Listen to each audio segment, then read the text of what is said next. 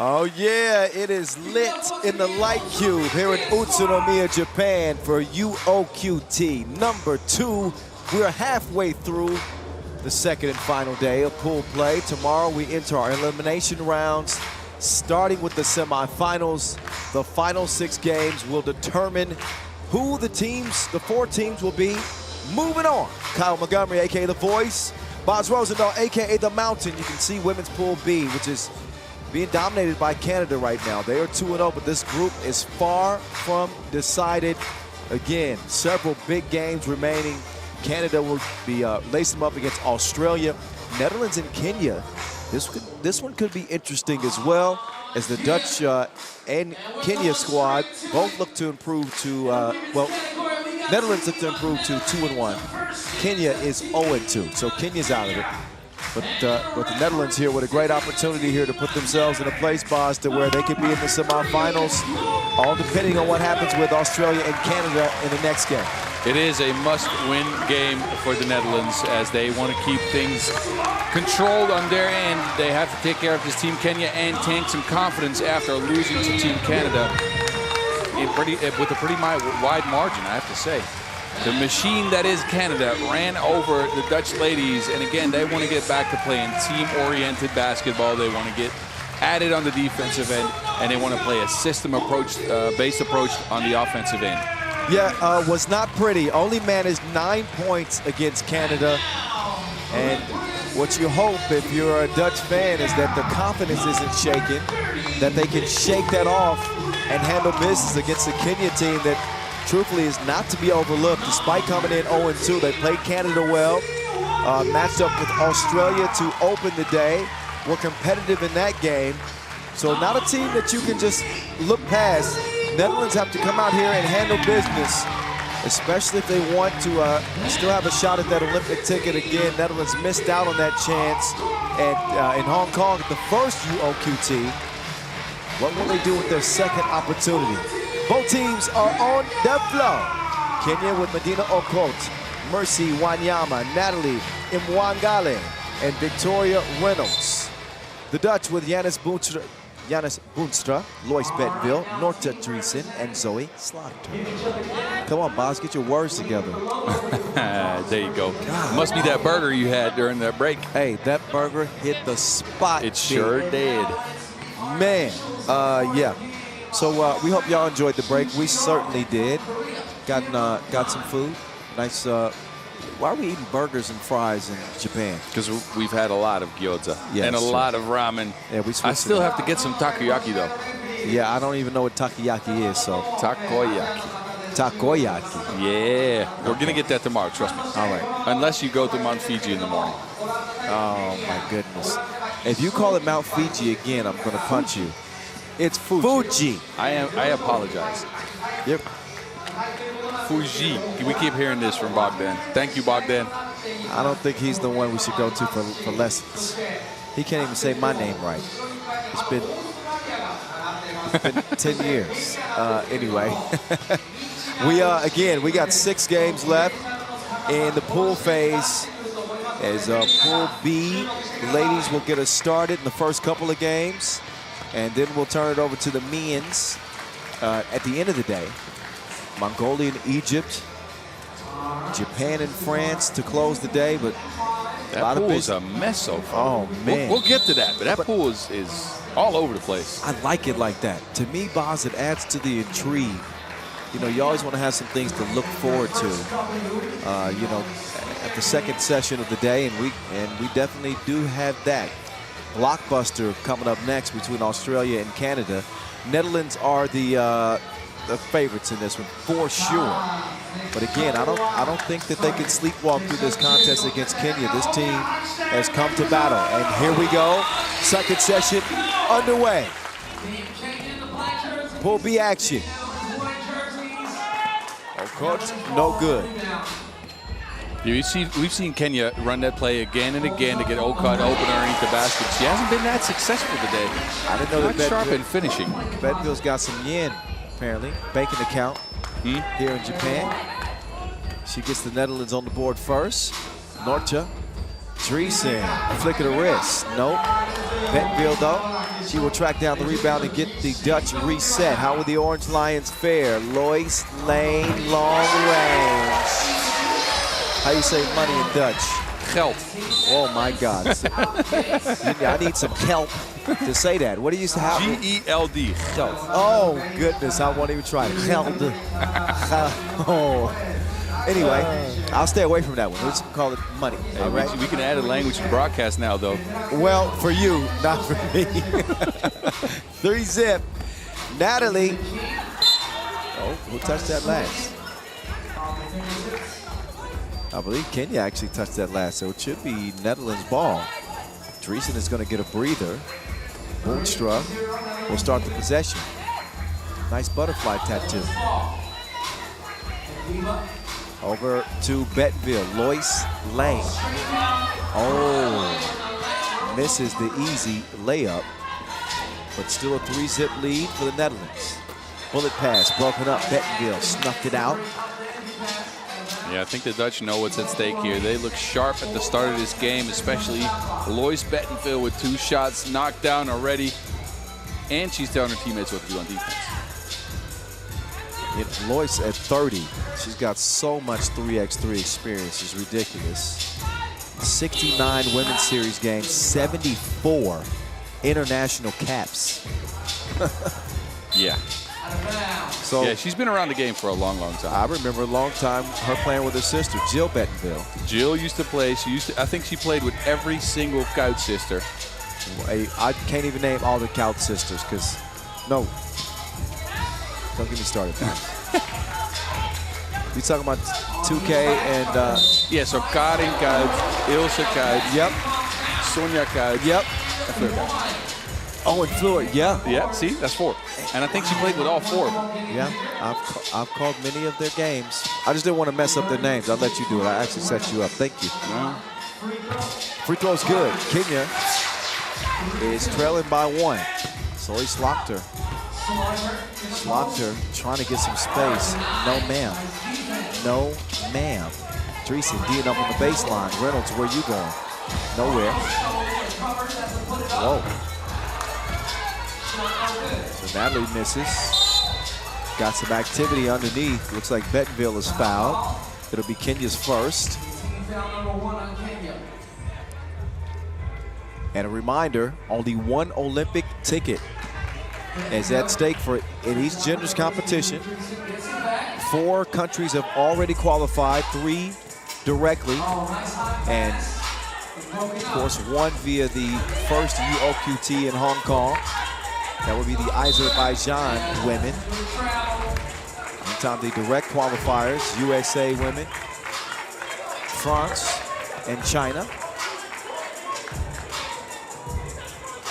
So 4 of the 8 Olympic spots have been decided. 1 will be decided here in Utsunomiya, the remaining 3 in Debrecen, Hungary. May 16th through the 19th. That one's up soon. Me and you will both be there to see who will snag the last Olympic tickets and punch their tickets to Paris. Man, Boz, that tournament is going to be a brawl. Dreesen hanging, can't hit. And you're right, Boz, Paris. Don't say Paris. Right? It's Paris. Thank you very much. In Dutch, we say Parijs. Really? I'll say, now you confuse me. Parijs. How does that make sense? I don't know, it's Dutch. That language doesn't make a lot of sense, let me tell you. Reynolds, nowhere to go with it. Yeah. 3-second violation. It was either be that or a travel. She did shuffle her feet just a little bit.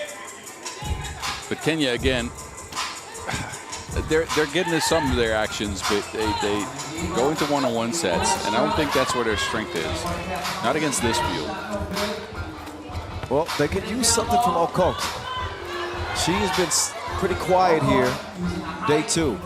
After getting off to a pretty decent start yesterday. That foul's on the floor, 3rd on the Netherlands. The Netherlands men, they cruised into the semifinals, 3-0 record in group play. They are looking dangerous.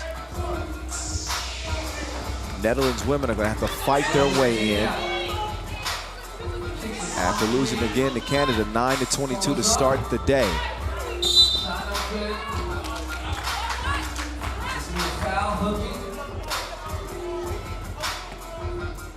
You know this beat, boss? Go DJ. That's my DJ. Some old one, huh? Louise. Reynolds drops the package off to Occult. She cannot score on the shorty. Natalie will feed it inside. Smart pass. 3-3 game. Lois.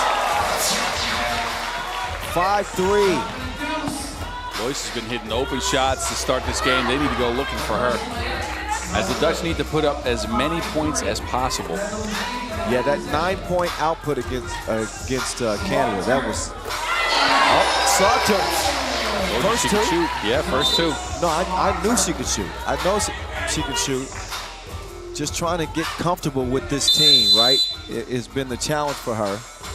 And shot selection has been the challenge, you know. Yeah, and I think yesterday she shot good twos because she was open, she just missed them. Today, under the pressure of Team Canada, she shot a lot of contested twos out of dribble movement, and I don't think that's where her strength lies. You don't want her to take a step back. You want her to take a handoff or a pass, a kick-out pass for an open two. She stepped into that one. Nice, calm and cool, smooth release, bottoms. More of that from Zoe Slaughter, and Netherlands are going to be sitting pretty.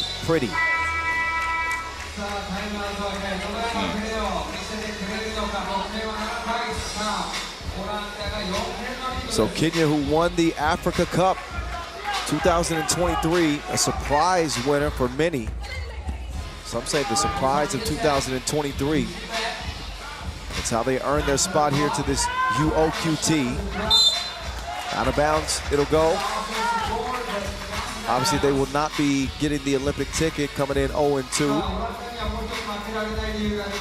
But they'd like to ruin things for the Netherlands, potentially.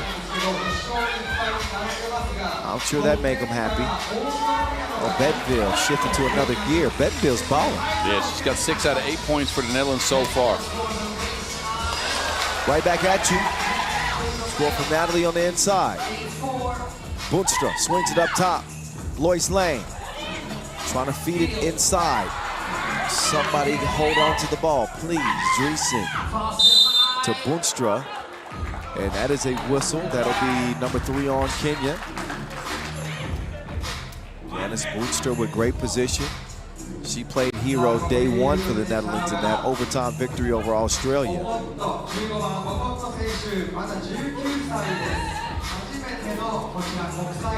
Norcha. Now we'll swing it left. Zoe on the move. Gets it back to Norcha, sets the screen. Dreesen sneaks past the defense, no score.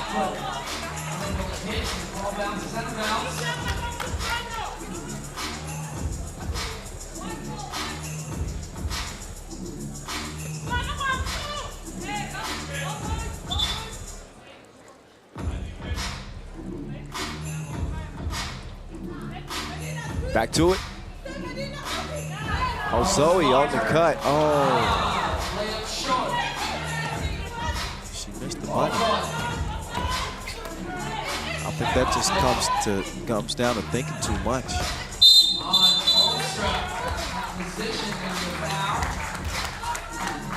Janice is going to draw the foul.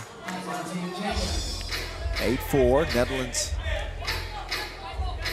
don't feel very threatened, or at least they don't look like they feel very threatened right now with a 4-point advantage, 5:27 to go.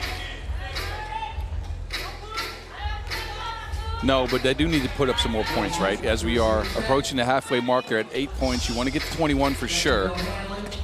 Again, in case of a 3-way tie. Uh-oh. Benville's down. Whistle on Black. Dreesen up to the stripe. Again, Dreesen, who played really well for the Netherlands in that UOQT #1, averaging 7 points per game. Lost to Poland in the semifinals. Now they're back. And they're eyeing a victory here with a 5-point lead over Kenya. Midway through. Natalie, no. That was deflected. Dreesen has it cleared. Slaughter better get out of the paint. Bentonville with a heat check. No good. Dreesen. Yes, ma'am. Seal on the inside. Reynolds. Reynolds. Nope. That one sent back to her from Slaughter. Heaved up and off the iron. Slaughter had position. Risky pass, though. I wouldn't have thrown that. That's not the first pass that got broken up. Oh, Colt saw that coming. Bentonville. That time comes up Lord Farquhar. Sure. Thank you. There you go. But look, I think Kenya snuffed out the fact that the Dutch want to post up Zoe, and they've broken up that pass a couple of times already. Interesting research you're doing over there. 10-4, Netherlands. I can't read that. That's flash. Ah, okay. See? Bentonville going in a flash, showing some passion. Bump in the bucket. Netherlands look a lot more comfortable in this one. I'm seeing some smiles on their faces.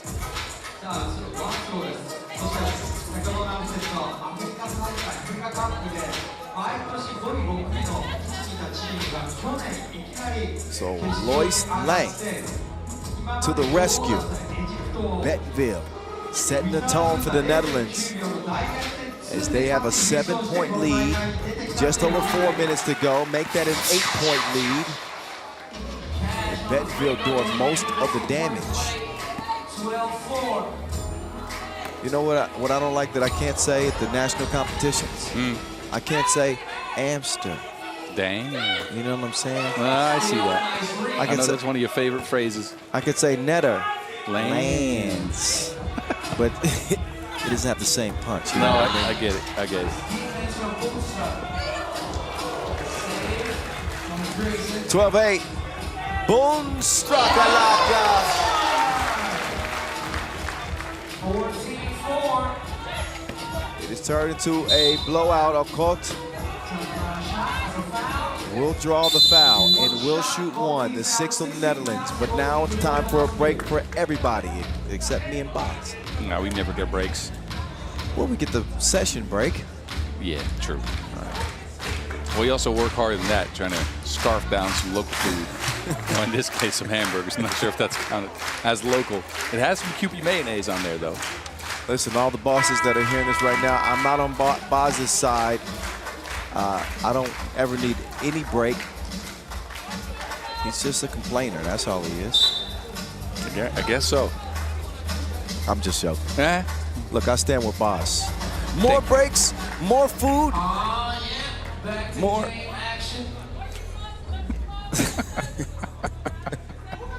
14-4.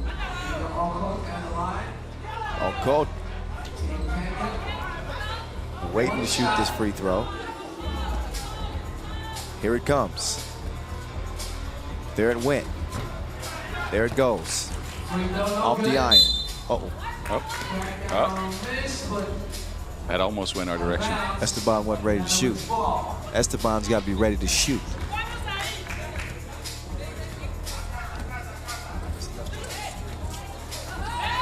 .325, Dreesen driving. Dreesen, what a finish. Great touch. She hangs in the air and adjusts so well. Takes a drive and then jumps, and while in midair can bring the ball backwards and finish it off the glass. She's become a great interior finisher. Slaughter down in the post office, taking advantage of a new victim. 16-5 is where it stands. This one might not go the distance. Netherlands within 5 points at that 21-point mark.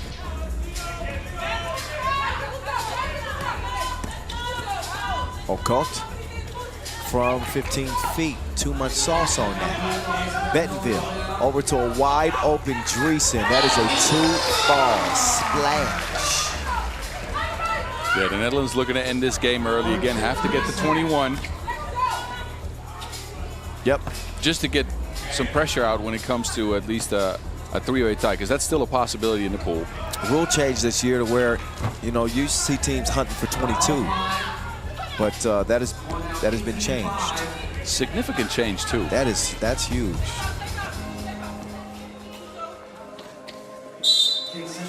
Got another whistle.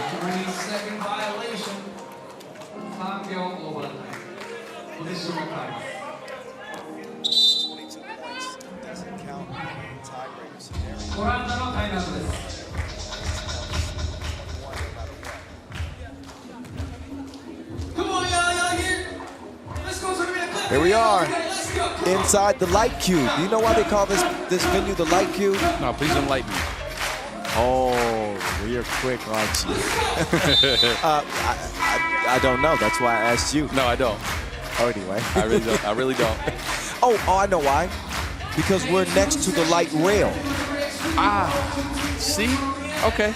That's a new rail that they put out here in Utsunomiya. That's right. They told me why. They told me they put it out because Japan is an aging country, and they want people to be able to still have, you know, transport in their lives. So they put a new tram line out. I like it. Boz, you went from not knowing anything to knowing everything. Well, in 3 seconds flat. You knew nothing about the light cube, and now you can tell me everything about the light rail. Anyway, a foul with the score. Too little, too late. For Kenya, for sure. You know that song? Too little, too late, to say goodbye. And too little, too late, something aside. You know? No, but as I'm hearing it, you probably don't really know the song either.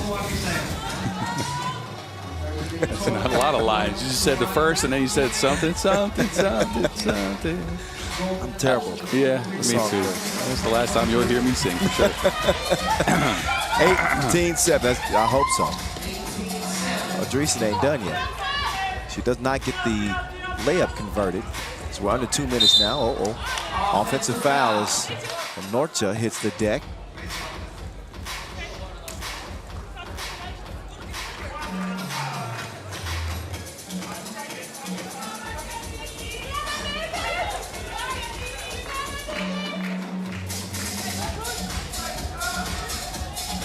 Boonstra opens the possession. Lois Lane. Oh, got it back. Oh yeah, Lois, she might have walked twice on that possession. She got hit with the second one, for sure.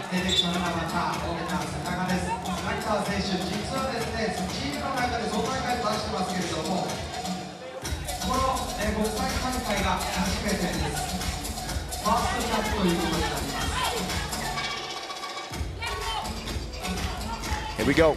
Let's go. Here we go. Let's go. Here we go. Reynolds swings through. Baseline drive. Empty.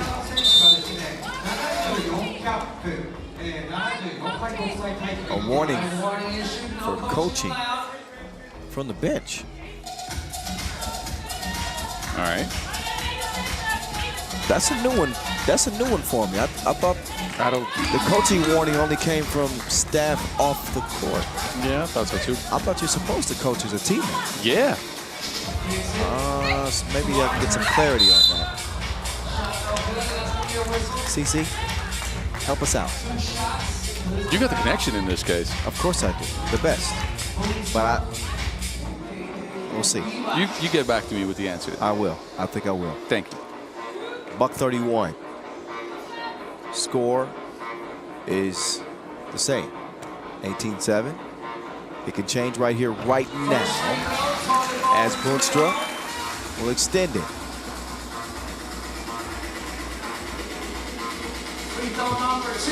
Nope. Rebound comes back. Dreesen, dribble drive. Boonstra, Hezi. Out to Slaughter. Gamer.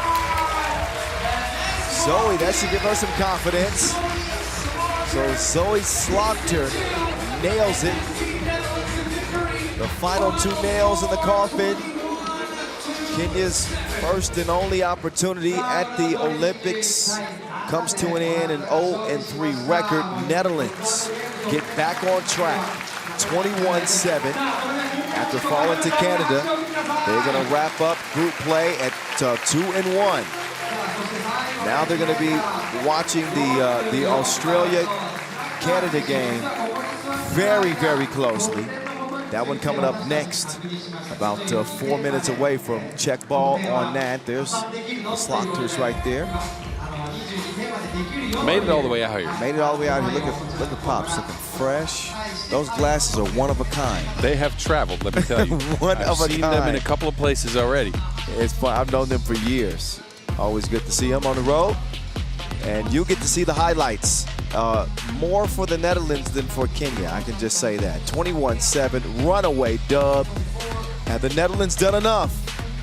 Have the Netherlands done enough to get into the semifinals? We'll find out next. It'll be decided with Australia and Canada coming your way in just a few minutes.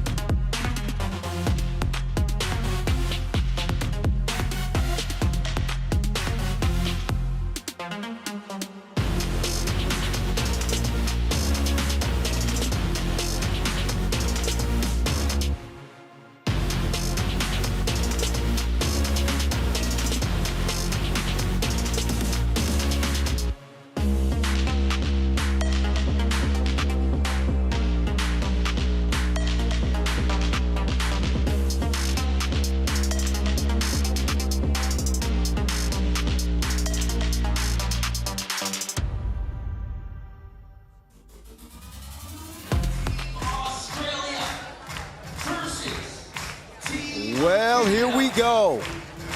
The calm before the storm. RC. Oi, oi, oi.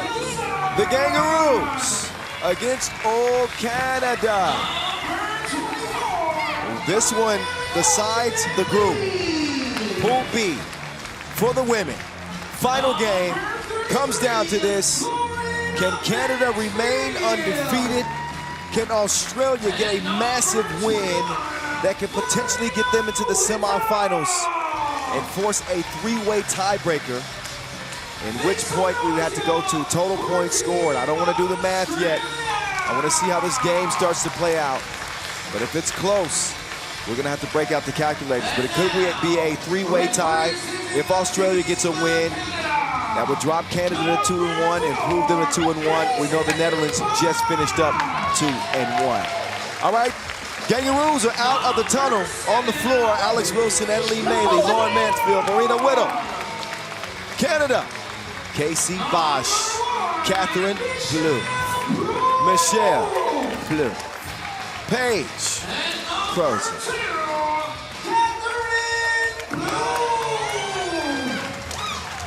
All right, I'm liking the energy from both of these teams.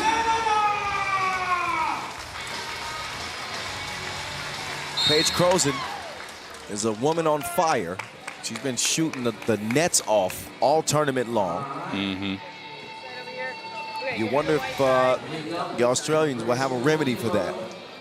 I wonder if the Australians will have a remedy for Canada's machine-like approach to the game, because they looked sharp in their first game against the Netherlands. My goodness, they were both on defense and on offense the best squad I've seen out here on the women's side. No, I could not argue. I'd be foolish to. They've looked like it.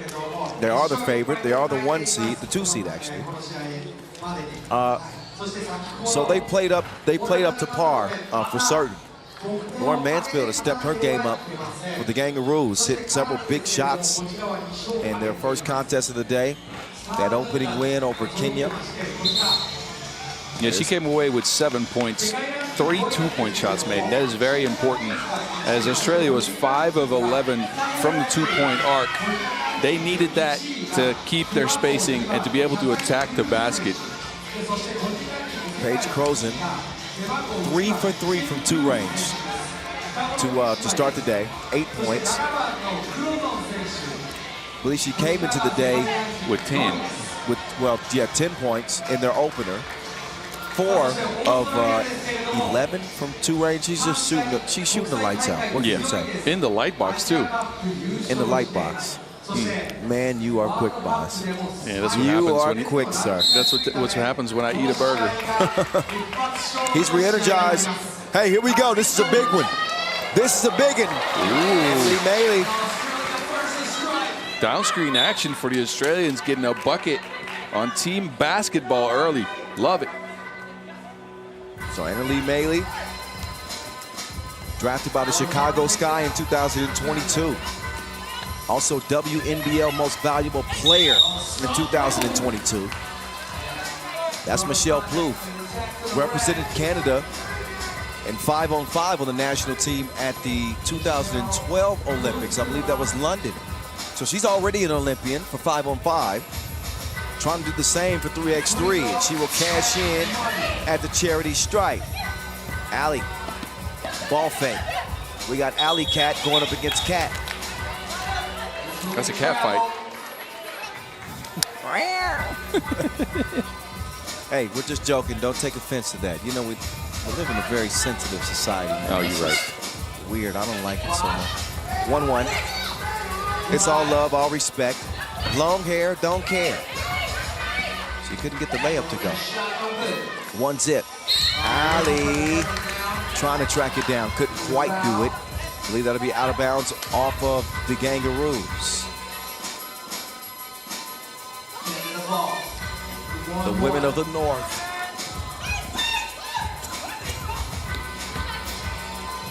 Good defense. Boz, give me my voice back, please. Oh, your voice just left your body.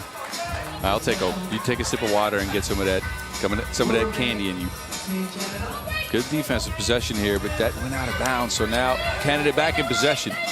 I can't believe Boz did that to my voice like that. That was wrong. It's back now. Kind of. 2-1.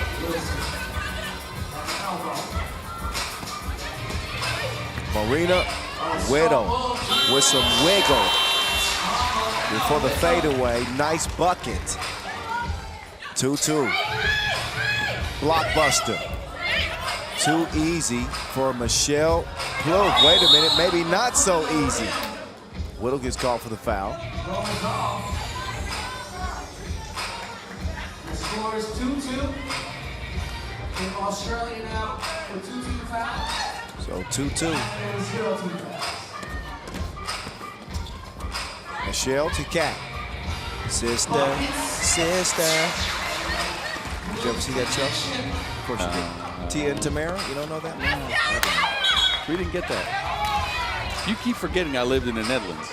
Yeah, you've confused me because you make me feel like you're from America. Well, You cultured. thank you. 1-point lead. Oh, Canada. Oh, Cat Plouffe. That's a good fake.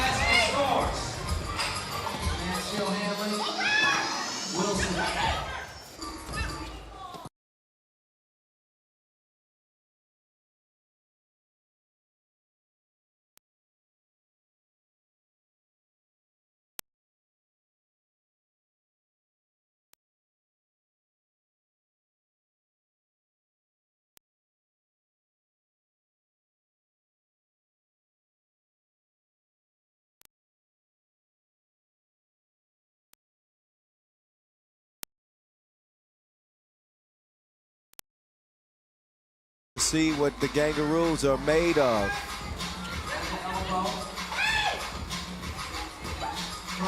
Crozen throws it away. Whittle runs into trouble, turns it over. Now she's got to deal with the #1 player in the game, Michelle Plouffe. She'll give it up. Bosch now with Paige coming around. She is automatic, boss. Just unconscious. There was no space for a shot there. She still managed to get it down. You knew she was shooting as soon as she caught it. I just started giggling because I'm like, it's ridiculous. There's nothing you can do about that. That was great defense, better offense. So Paige Crozen, no hesitation. She's draining twos at a high clip. Better than 50%. Michelle misses. Catherine tracks it down, hands it over. Casey to Kat. The Cat's out of the bag. She can hoop.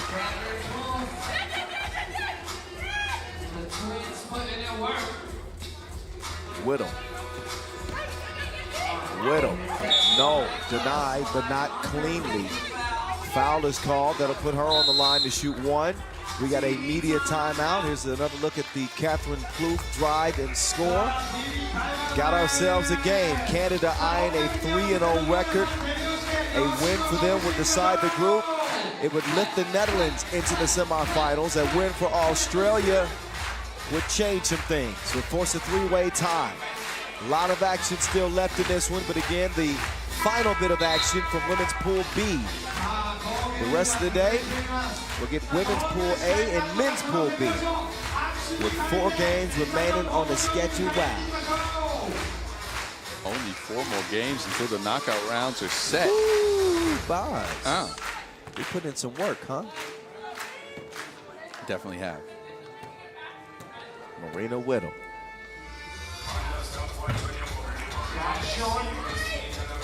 After the miss, Canada begin their attack.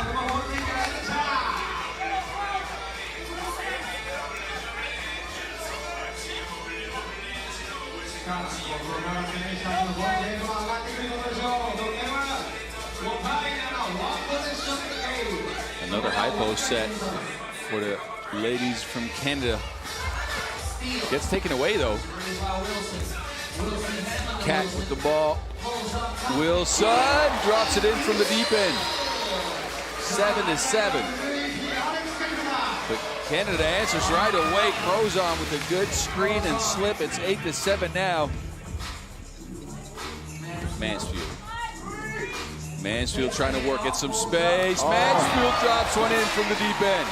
All up in her facial region. Mansfield. 9-8. Plouffe. No, it's a second easy layup. Mansfield. Ooh.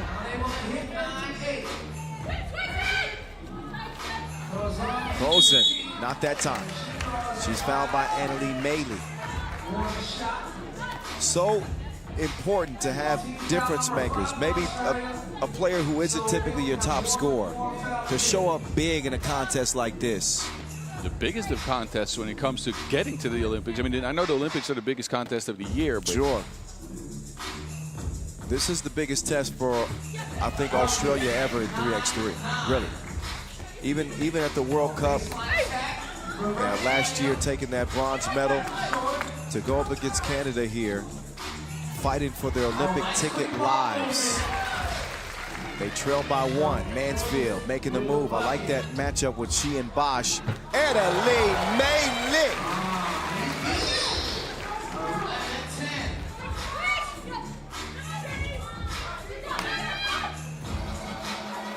Oh, what a fake from Bosch. Simple but sweet.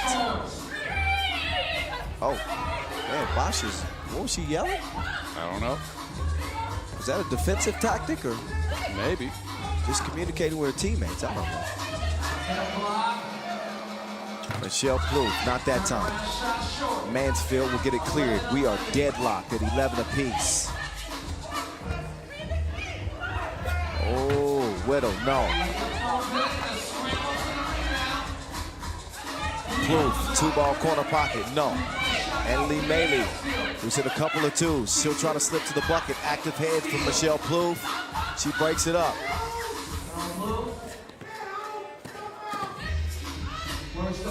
Plouffe with a dream shake. Does not get the shot to fall, and Annalie Maley will snag the rebound. That is a clear foul. And Annalie Maley is arguing that that should be upgraded to an unsportsmanlike, but I don't think she's going to get that. But a good hard foul. And a warning to the Kangaroos. Weren't happy about not getting that upgraded. They have to deal with it as they start this possession with Mansfield looking to break this 11-11 tie. Wilson with the Wilson. Allie going to work. Allie, no, off the iron. Oh, Wilson is down. 3-on-2. Crozon. Ooh. Leaves it short. Frozen. Oh, wow. I'm shocked when she misses now, boss. Same here, same here. And it looks like Canada is being speed up just a little bit by the Australians. They are reverting to quicker shots, one-on-one actions, whereas team basketball is what's gotten them here. The screening, the playing together. Got a good one. I mean, this, I wouldn't expect any different. We highlighted this game at the very beginning of the day. Told all of you at home, you better circle this one. We even highlighted this on socials, remember? That's absolutely right, we did. All right, boss. I confused you. We forgot it again. Never mind. What? It's supposed to be an inside thing. Oh, all right, boss. All right, Kyle. Don't forget to clap. Oh, Bosch. Threatening to make a move. Oh, blue. 3 seconds. And that signal was a 3-second back to the basket call. Yeah, we talked about that earlier today. You can't dribble with your back to the basket for more than 3 seconds. Used to be 5 back in my day, so I'm happy. Well, I was going to say, Boz, if that was a rule when you played, nah. Oh, man, you'd be in trouble. I'd be in trouble. Allie Wilson. A misfire. Good hustle. Kangaroos track it down. Whittle loses it. Wilson quick to the crib. Just blazing speed by Wilson. She's nonstop. Love her game. Michelle scoop-dee-doo. Frozen with the finish. Staying active off the ball. Beautiful. Meili faded. 13-12. It's going back and forth like an Aaliyah track. 3 minutes to go. Oh, my goodness. Michelle is a misfit. Whittle makes it count. Kangaroos even things up, 14 apiece. 2:45. Oh, the Twins don't connect. Utsu just must have went out. I don't know. They had good screening action. You heard Michelle kind of tell her sister where to go, but the pass just didn't get there. What happens sometimes, they are a well-oiled machine, but occasionally things don't work out as they planned, and that possession isn't exactly what they had hoped for. It's coming down to the wire. Both teams playing hard, playing well. I think Australia has sped up the game to a point where they are comfortable, and Canada is a little bit out of rhythm. They don't get the screening action they usually do. They don't get the defensive pressure out that they usually do. So I think Australia is pretty comfortable here. Now again, can Canada's history in 3x3, their veteranship, can it shine through here in the last couple minutes of the game? 14-4, and Bosch caught in a tough spot there. Call for the foul. It is the 4th on Canada. 2:35. Mansfield over to Wilson. Allie from way out deep.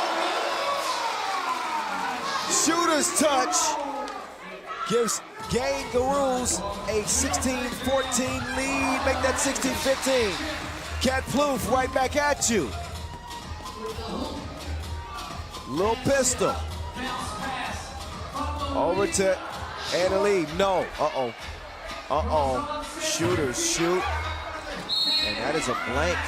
Frozen has hit a little bit of a cold spell. I think she's missed her last 3 two-point attempts.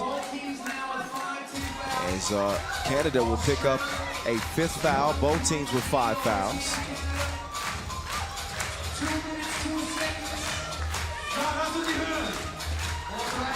Whittle, Mansfield saved, loose ball, Cat Plouffe, 2 up, and no, in and out.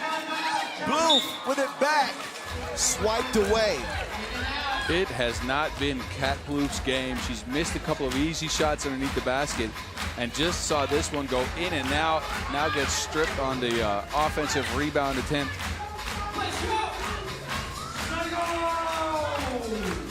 Here's Michelle. Drives. Left. Michelle. Off iron. And Lee May with the board. $1:40 to go in this one. Lauren Mansfield. Mansfield stepped back, created space, but couldn't land it. Maz, I'm getting nervous. You and me both.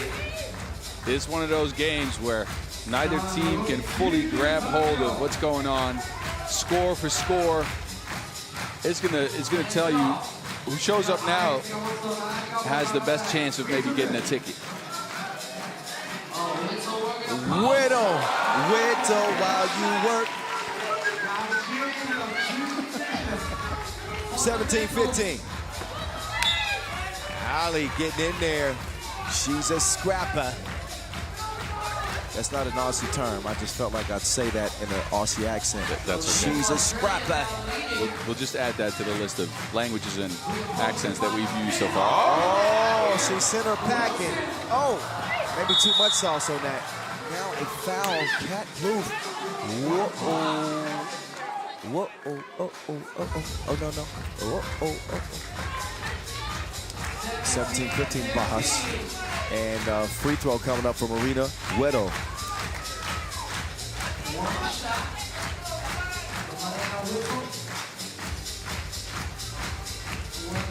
Weddle. Tingles the twine. And now Marina gets called for the foul. Michelle was attempting the reverse layup. Yeah, good take by the veteran who went inside, drew the contact, and was just made sure she got to the free throw line. Stops the clock. They have to eat into this three-point deficit to be able to win this game. Michelle, easy money at the stripe. Ali Wilson, no good. Nobody can track that down. We got 53 seconds left. Canada trailing Australia 18-16.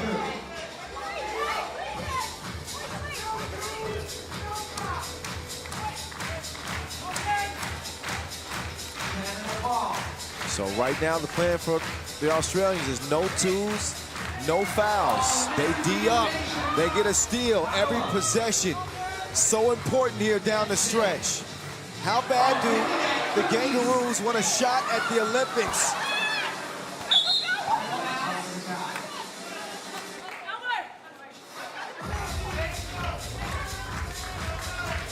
I think the call on the floor stands right now.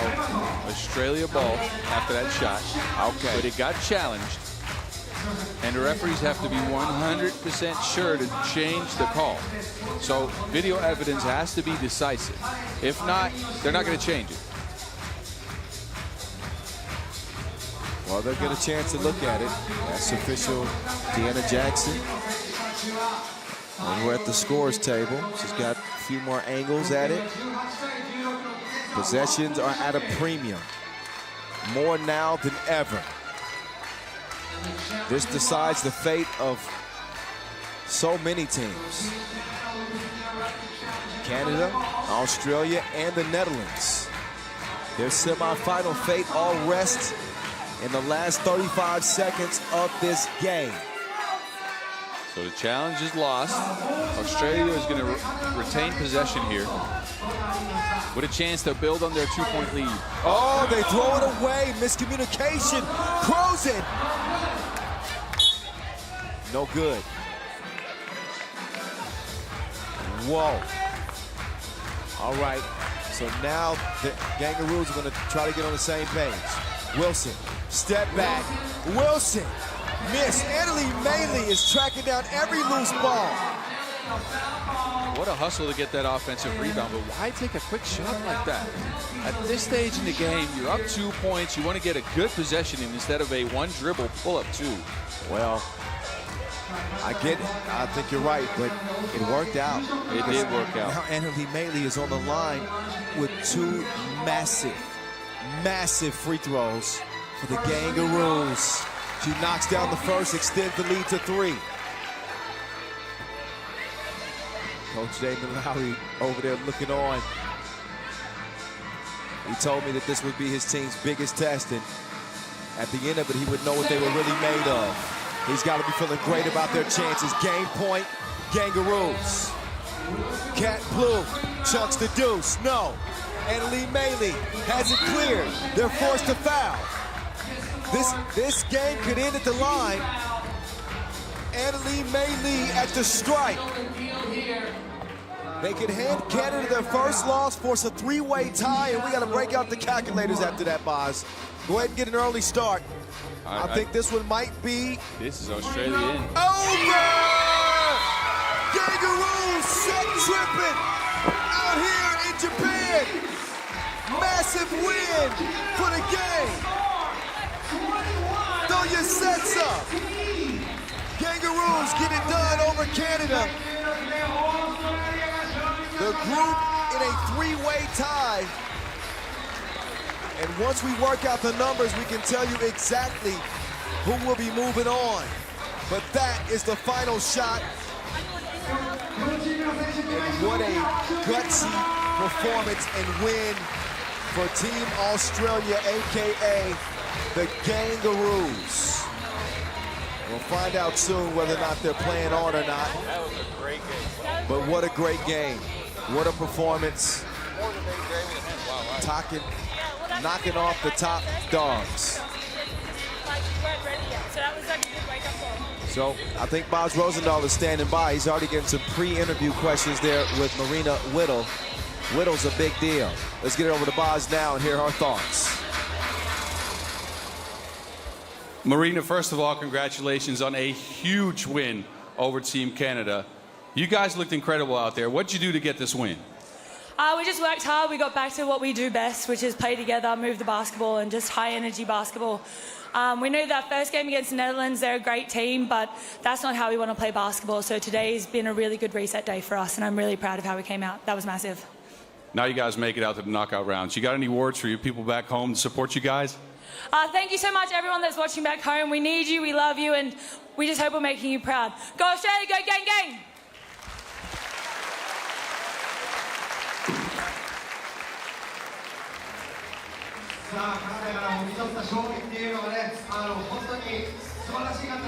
So the Kangaroos, all the way from Australia, they treated this like this was their turf. This was their hood. Impressive victory. Canada, who not only looked unbeatable, they were unbeaten coming into this this final contest. And again, let's see if I can get some help. Somebody from the staff. I can't do the math and call the games at the same time.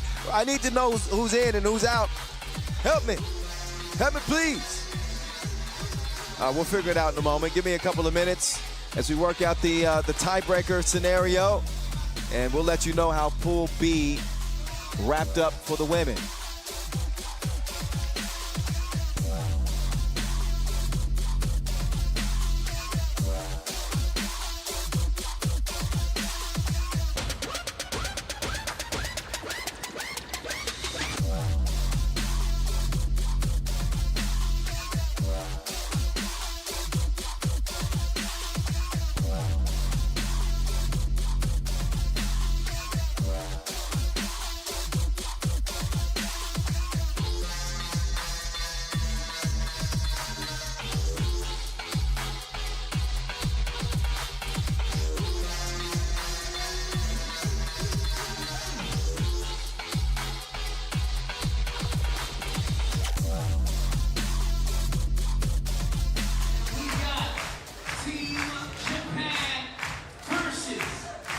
All right, I can tell you this. Australia not only will go to the semifinals, as will Canada, but Australia actually scored the most points in that three-way tie and actually will have the 1 seed out of the group. How quickly things can change. Just an incredible game by the Australians. But look, we're moving on, Kyle. We got another incredible game on deck as Japan and Brazil get ready to get out here. Both teams did well yesterday. Japan picked up 2 wins. Brazil coming out now, they picked up 1 win. over Austria. Lost to the Germans in overtime after fighting all the way back. And here are your Brazilian ladies.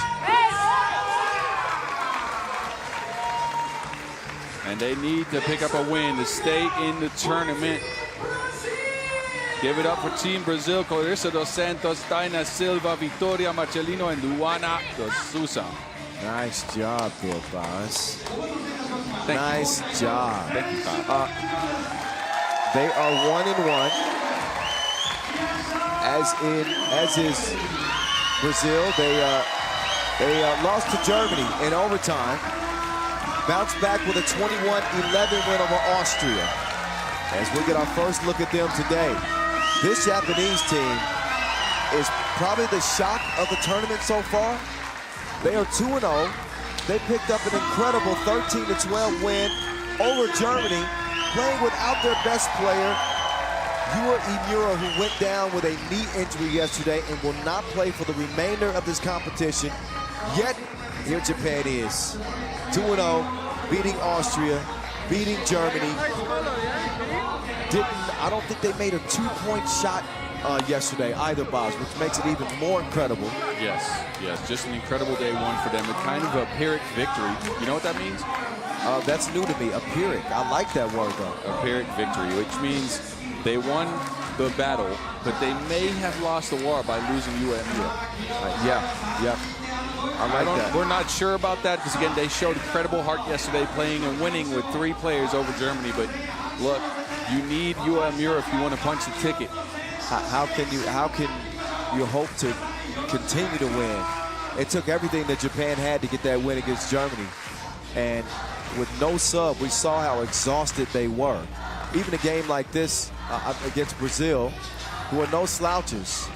I mean, this could be quite the challenge for Japan. You just wonder if they can continue to kind of ride that wave. Look, I wonder exactly about this. Brazil plays big, they play physical. Now, I know they played against a big German team yesterday, but Germany isn't the most physical squad. Japan now has to deal with 3 players, right? They have to deal with Clarissa dos Santos. She is a problem underneath the basket. 14 points, 14 rebounds. Exactly. For Brazil coming into this contest. A problem indeed. A problem indeed. But Japan certainly coming in with some confidence after grinding Germany to a halt. Shizuka Takada had 7 points. All heart. They went 1 of 12 from twos yesterday. Somehow they are 2-0 coming into the action right now. Takada trying to use that speed. Speed leads to a splash for you. Watch your mouth. Nakata, she's going to have to fix her bun. It's gotten physical already. But there's Takada, who has proven herself to be a very dangerous player in her own right. Utsunomiya, the #1 player on this team, they don't have. But they do have hope, and they do have heart.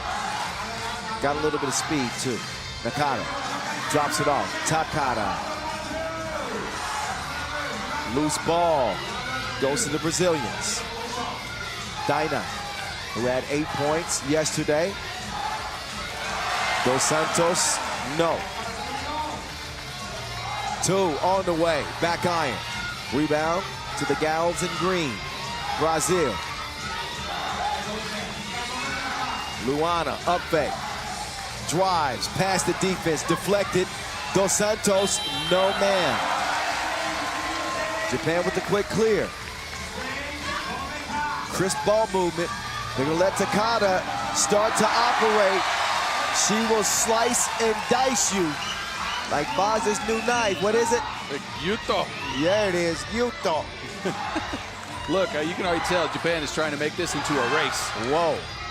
Luana missing the layup. Brazil, they are not helping themselves. That is for sure.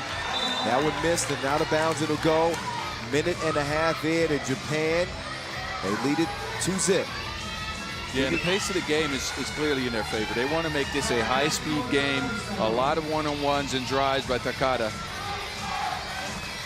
Uh-oh. That one's thrown away. So Brazil a little bit rattled here at the start.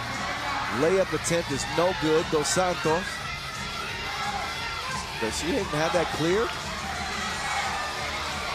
Well, now it is for sure. 2 to shoot. Pull up from the free throw line. No. Rebound. Victoria is fouled.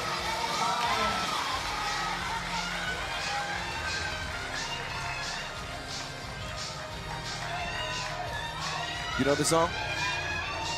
Yes. Let's hear it, boss. Well, I know the song. You That know doesn't the mean I know words. the words. I know the words. Go ahead. Baby. Oh, it's golden and deep. Around to judge me. All right. Never mind. Victoria. Victorious on that drive.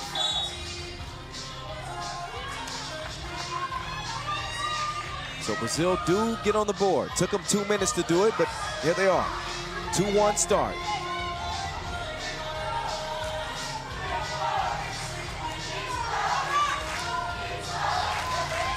Quick feed. Takata. Deep 2. No.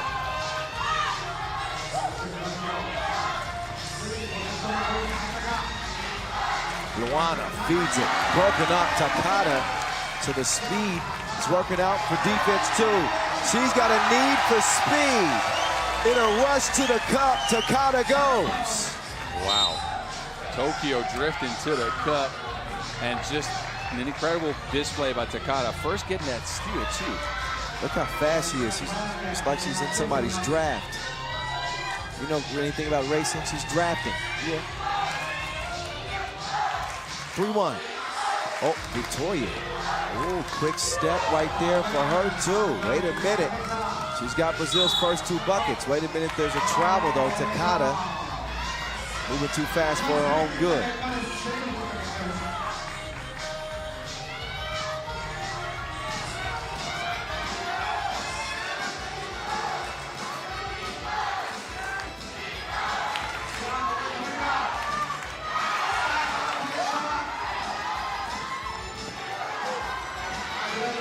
Dos Santos, no.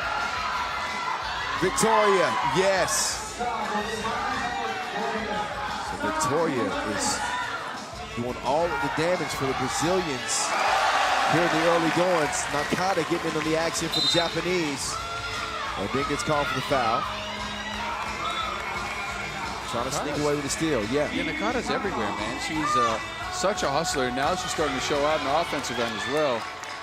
She gets her hands on a lot of extra possessions for this team, Japan. Take a look. She was already there. This time it ends up a score, but she is so disruptive on the defensive end.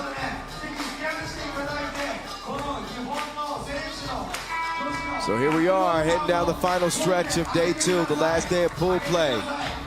Semifinals will be officially set. 3 more games remaining on the schedule after this one. Coming up, Austria and Germany. Will be the last bit of women's action we will see. Pool A will be solidified, as will the semifinalists. We got 6:45 and counting left in a 4-3 Japanese lead. Japan also with 4 fouls. No sub.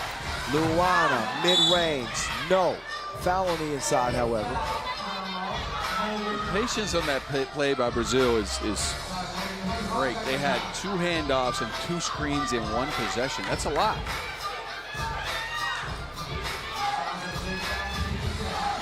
Victoria. Taina. Nobody else has scored for Brazil outside of Victoria. Takata and Takata. Takata. Reverses. Changes course a little bit. Misses it short. Luana with a great seal. Oh, but Luana will miss the first attempt and the second. Victoria cleans it up. Then plays some good transition defense. Takata. No. What a seal from Victoria. Victoria.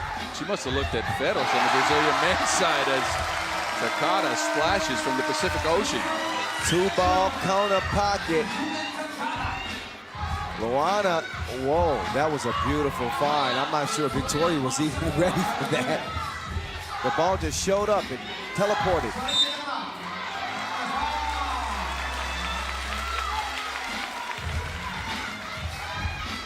Another look at that Takada strike.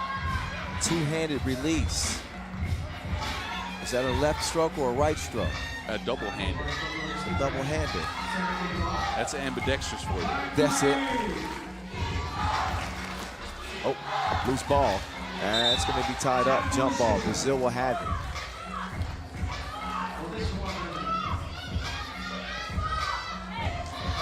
Japan has again made it into a tight contest. This game similar to the game yesterday against Germany, where Japan has trouble scoring, but it's keeping the other team out of their sets. How smooth was that? All threads. Luana finally gives Victoria some help and gives the Brazilians an 8-6 lead. Luana down to the post office. Nakata skies for the board. Yashita will swing it to Takada. Takada, cross, left, right, to the rack. Foul call to Luana.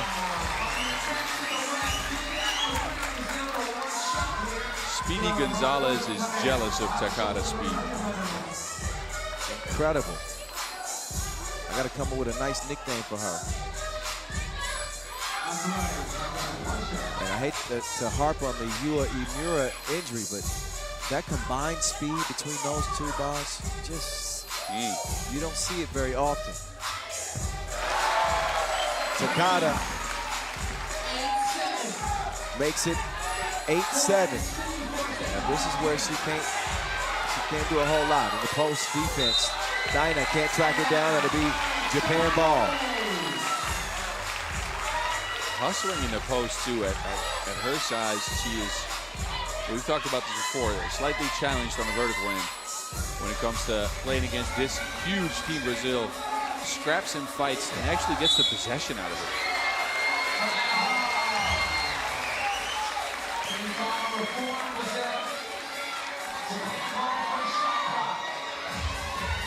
"12 seconds on the shot clock for Japan." Takada denied that time. Good defense from Victoria. Dos Santos, who's been quiet, really quiet for Brazil. Takada, no.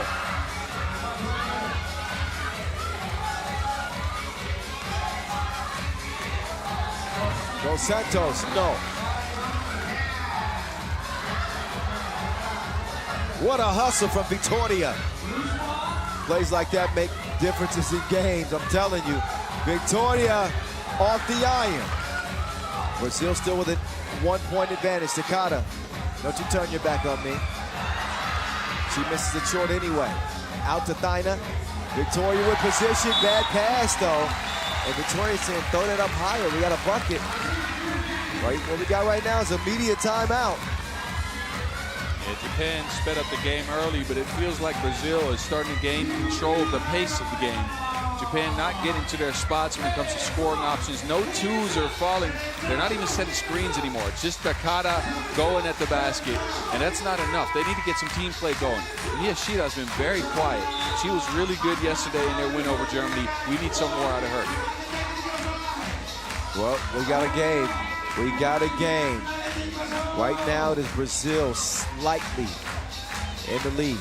8-7 as we get back to it. 3:56 exactly on the game clock. Kyle Montgomery at 3x3 The Voice. That's me. Boz Rosendahl at BAZZ50. That is him. Check in with us. Even if you want to send us comments that are mean and hurtful. Somebody said, horrible humor from you guys. Well, I feel like that sometimes after games, but that's okay. Oh, it's all love. We got a few dad jokes here and there. We're both dads. Yes. Deal with it. 1-point contest. Nakata, lost it out of bounds. The Brazilian men trying to give the women's team some energy after getting bounced. They will not be advancing to the semifinals. Dos Santos, Victoria. No, whoa, rebound from Luana. I thought that was going out of bounds. I thought wrong. Dos Santos, nothing. She is getting absolutely nothing. Takada, feed, Nakata, no. This is the play I wanted to see. A ball screen by Nakata for Takada. They got the good option, just not to make. Under 3 minutes. Oh, that's some friendly fire right there. Look, the two Brazilians ran into each other.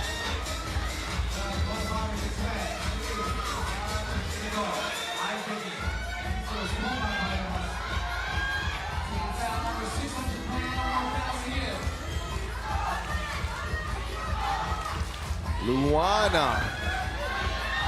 Dos Santos staying active. Can't get her first score. Baza, she's, I think, 0 for 6. Yeah, and the key to the game was, can Brazil get her going? In trouble. Oh. Got to be careful with this one. They're going to take a look at it because that would be the equivalent of a clear path foul. Dos Santos was beat. There was nothing she could do except for foul. And official Matuszewski has got to decide whether or not he wants to upgrade this or not.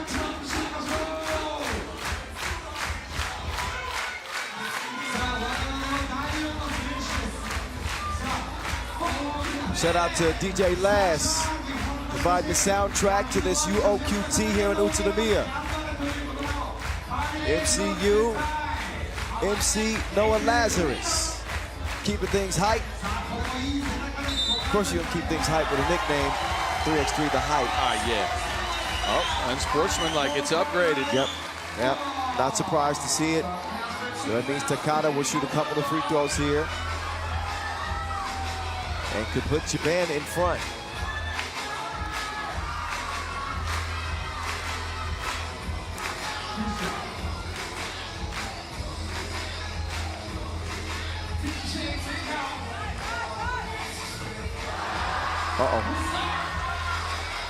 Takada's shots not been falling today, not even from the free throw stripe.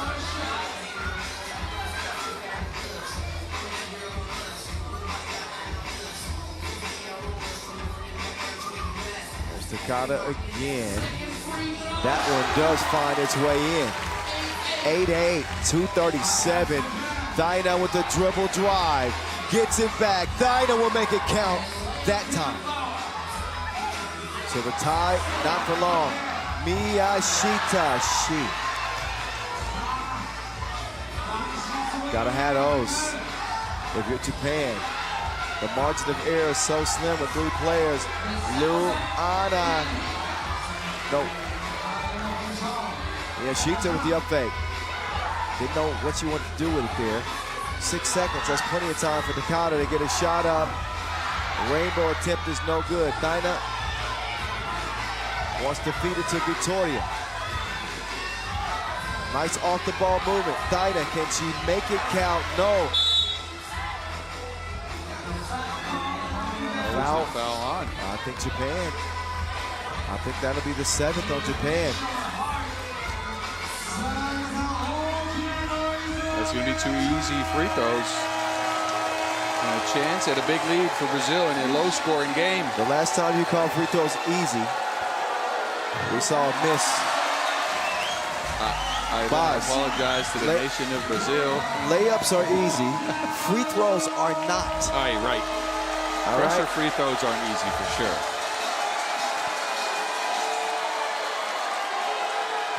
Victoria rattles home the second.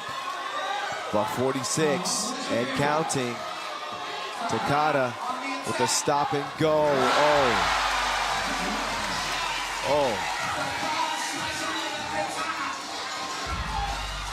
Dos Santos finally gets a bucket. And then she defends in the semicircle. She'll get a warning. No more delay of game warnings for Brazil. We'll see if that factors in the rest of the way here with 1:29 to go. Undefeated Japan. 1-1 Brazil.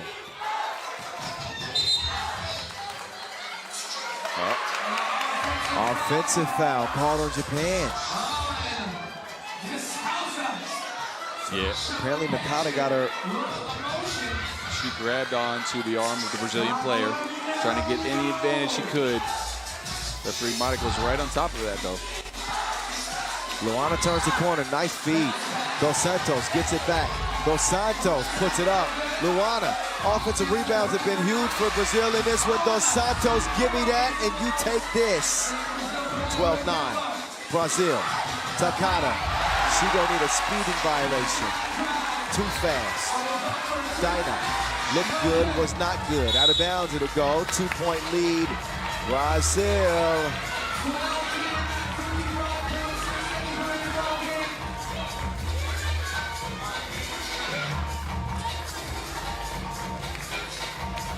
Timeout, Japan. I want to give Japan credit again for taking a team fully out of their offense. They've done it again. They did against Germany yesterday, and now they're taking it to Brazil, and the game has come down to one-on-one actions. Takada scoring underneath the basket with her speed, and it was Dos Santos showing up on the last shot for Brazil, finally. Well, Dos Santos not losing her confidence. Missed a bunch of shots, a bunch of very makeable shots early. You can see Team Japan staff trying to give their squad some extra energy. So is this crowd. Right now, Japan trail Brazil 12-10.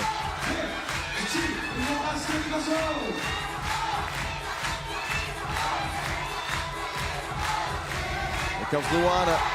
Oh, pass had too much heat on it for Dos Santos. Uh-oh, Victoria's down. Quickly back up. Speaking of quick, Takada draws the foul. That's the 7th of Brazil. Oh yeah, there's some hip checking going on right there, boss. And an opportunity now for Takada to tie the game from the strike with 40 seconds to go.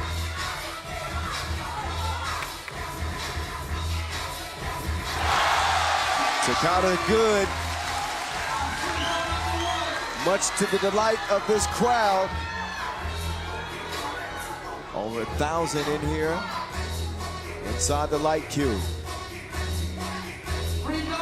Second one good. 12-12. Buckle up your seatbelt. It's a roller coaster ride. Victoria, no. Has it back, offensive rebound, inside, good hands.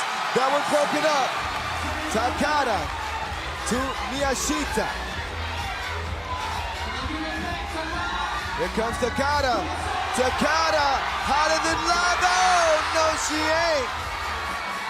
She sold the clip. God's as good as she's been. That layup. How? No words. No words right now. An opportunity for Japan to go up 1 point with about 13 seconds left to go, and it just rolled off the rim. How? Takada with one that she wishes she had back. Would have put Japan in the lead by 1. Instead, Brazil will take over possession in a 12-12 contest. 12 seconds left. Shot clock, game clock are even. Victoria misses. Rebound. Dos Santos!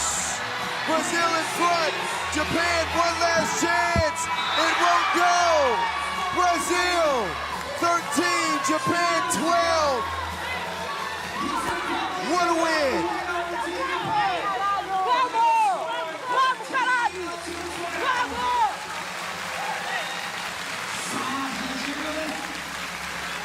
Just another incredible game. I was at the edge of my seat, even though this wasn't the offensive masterpiece that we've seen in the past. Take a look, last drive, Utsunomiya Shi misses, and Dos Santos, we talked about her as the key to the game. She didn't have a good start to the game, but when it matters most, she grabbed the offensive rebound and came through with the bucket to seal the deal for Brazil.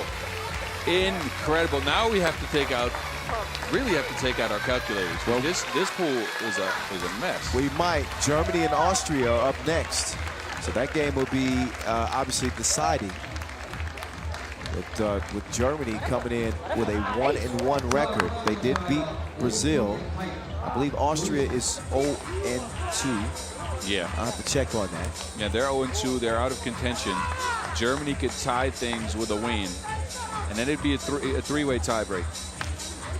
All right, well, enjoy the highlights. We got one more coming in the women's competition. It'll be the last women's game of the day. Austria and Germany coming your way here in just a second. Be right back.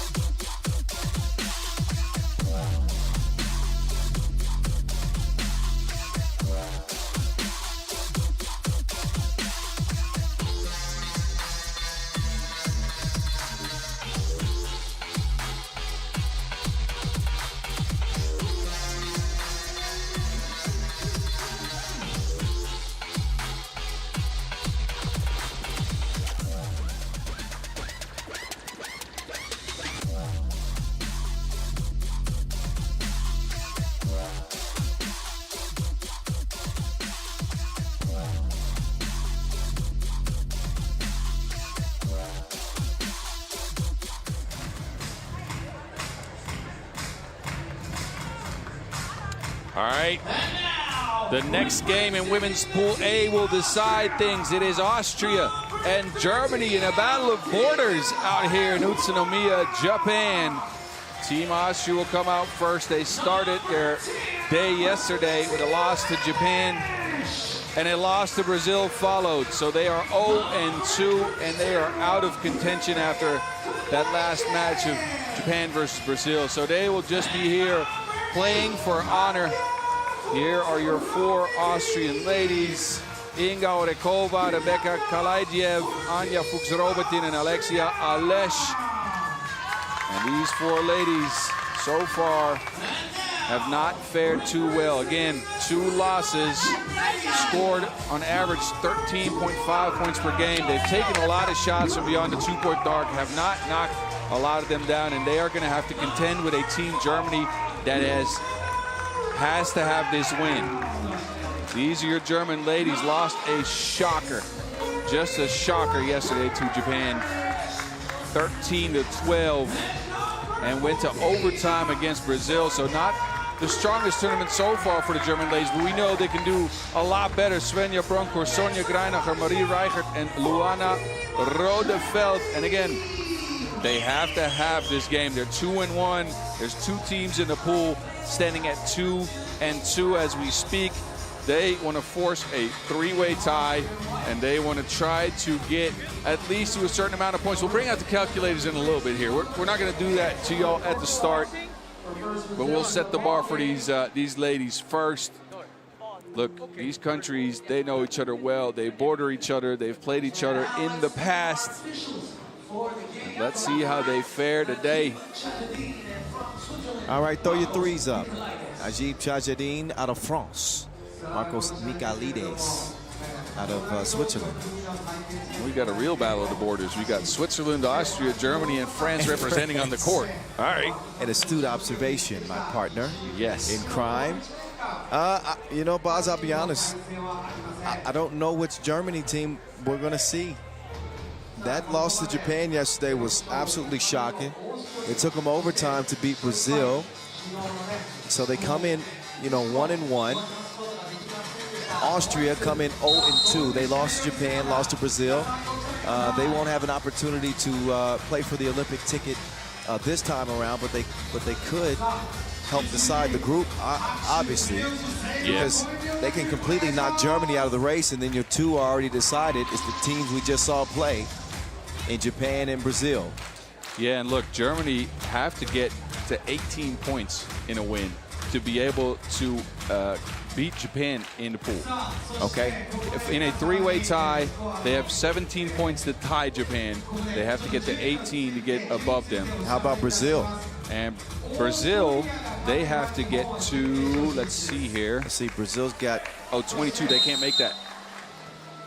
Oh, let's see, let's see. But make sure the map 34, 16. Yeah, Brazil have 40 points through 3 games. So Brazil is in first in the pool now. Wow. Wow. But look, this Germany team has to get to 17 or 18 points, because I think 17 might be enough, because then the score is tied and it goes to ranking, isn't it? Yes. Okay, so 17's enough, but look, on average, they've scored 15 points in the tournament so far. So, hey, listen, in a game like this, your guess is as good as mine. I don't know. We're gonna find out. We're just scratching the surface in this one. It's the mountain and the voice. That is Svenja Brunkhorst. She shows the stroke from the deep end. Kalidiev, no good. Kalidiev and Urekova, the leading scorers for this Austrian team coming into this contest. Reichert, the number 2 scorer on this German team.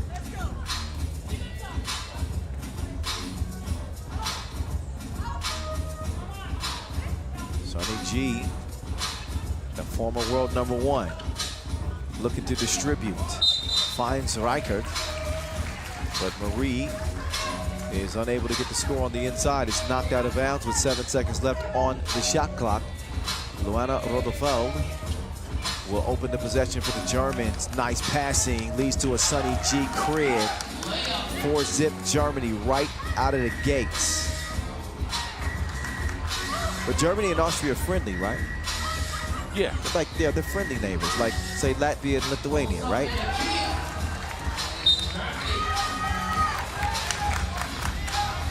So a friendly rivalry.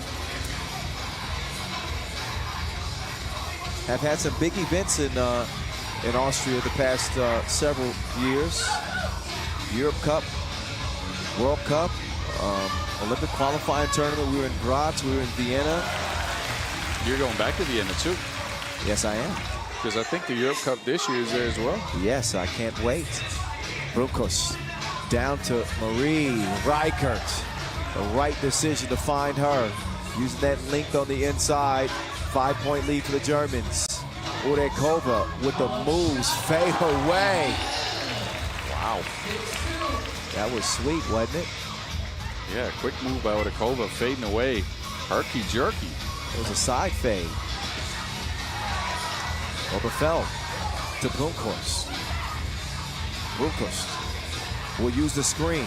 Reichert. They have been killing them with that action. Reichert as dangerous as Sonny G.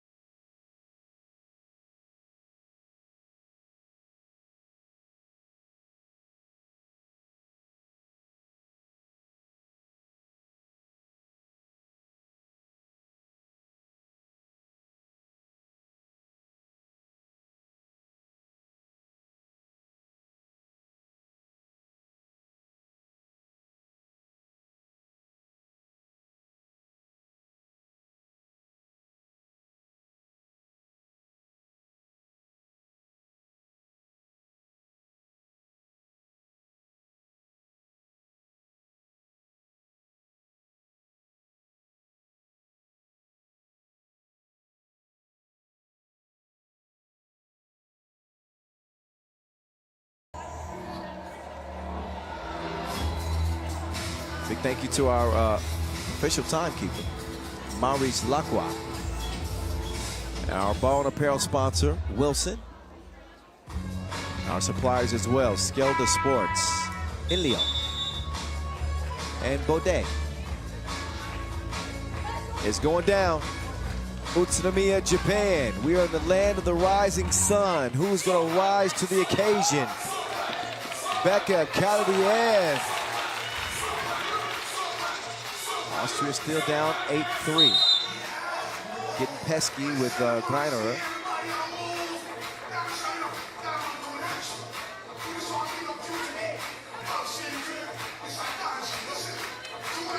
Look, Germany's off to the races, and this is the start they want, right? An 8-3 advantage. They want to get a lot of points up on the board and quick. Keep scoring, too.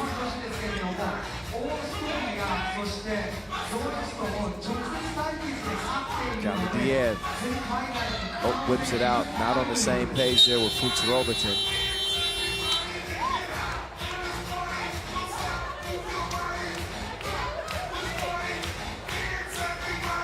Ball back over to Germany. Sunny G trying to set something up with Reichert. She's only got 4 to shoot, so she's got to get to work soon. Couple of bumps, and then banks it. That hook will catch you some big tuna out here. I'm trying to tell you. She reels in another score for the Germans.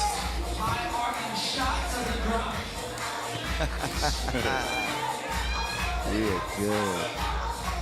10-3. Rutherfeld, step back. Whoa. Fires it. Came up shy. Will get it back. Now Sunny G wants to try. 2 to your eye. Oh, Alice gets it back. Makes good on the second chance. Reichert. Sunny G hands it off. Resets the screen. Great action. Leads to a good look. Sunny G. Germans are making this a race to 21. And look, you wanted to see which German team would show up. Well, I think you got your answer. They are firing. On all cylinders. Kalidiev quick with the hands. Fuchs Robertson working on Rutherfeld. Get out of my way so I can miss it. Maybe next time.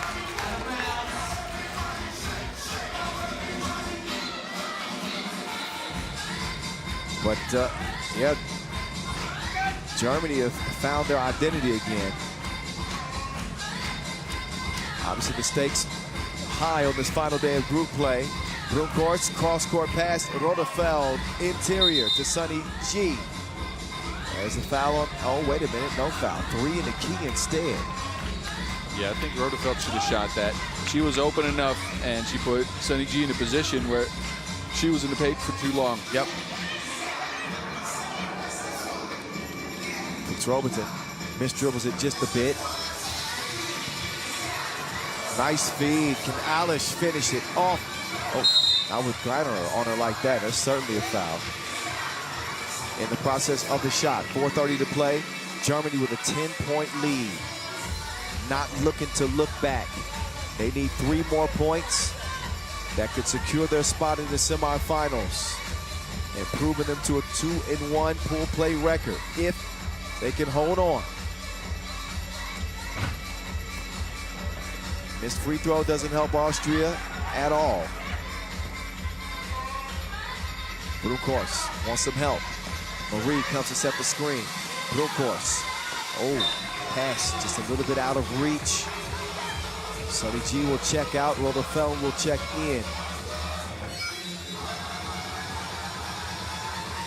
Kalidiev will check up. And it's on. Becca looking for somebody to share the Wilson with. She's come halfway around the court. She still doesn't find anybody.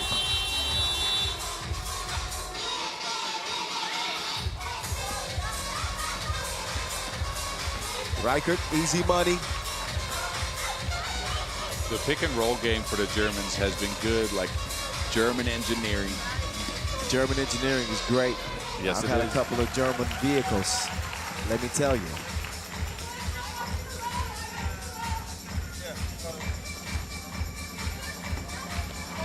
Rotherfeld, no.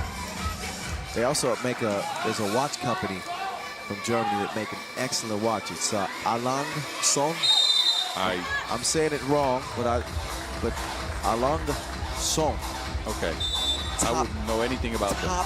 Top quality watches, let me tell you. Okay. Just another example of German engineering. It's not all about the motor vehicles, all right? All right. Well, not exactly a close one. Germany is putting it on their neighbors to the west or the east. My geography's off, Boz. South. Yeah, that's what I meant. Yeah. What did I say? The west or the east. I said south, but they're you more said south. West. That's right. Yeah. You didn't hear me right. Your microphone's messed. Your headphones. Yeah, you're right. Right, good. Maybe she give us some free throw lessons. Better than Boz's geography lessons. Talking about east. It's clearly south, Boz. Okay. 16-5. Back door. Back door. Kaliev. Still a 10-point game, so not a whole lot better. Rotherfeld answers right back. Becca drives, fakes, makes. Pocket pass, Rotherfeld. What a setup. Let me clarify something. What? I think if Germany gets to 21, they're still in first in the pool. They're at 29 points to start this game. Brazil's at 50. That's 21 points difference. If they force a three-way tie, it's ranking after score. So if they both end up at 50 points, I still think Germany gets the first spot and then Brazil the second. Wowzers. Yeah. Yeah, that would put Japan out. That would put Japan out, would put Brazil in second place, and then Germany would still hold on to first. Improbable, but it could happen. Well, it might happen, Boz. That's a 1. I thought that was a 2. 19-7. So virtually they have, I think, Japan beat now. And that's crazy because Japan is the team that started off 2-0 in this group, had the best record. Yes. You lose one game, and it could cost you. Kaliev gives it up to Alish. Alish with the runner off the window. No. Rotherfeld can't keep it alive. That is cleared and passed. Brunkhorst stop and go. Brunkhorst, Sonny G surrounded. Ball stays with Germany. Rotherfeld, Rainbow, no good. Will recover and score. One more bucket for Germany.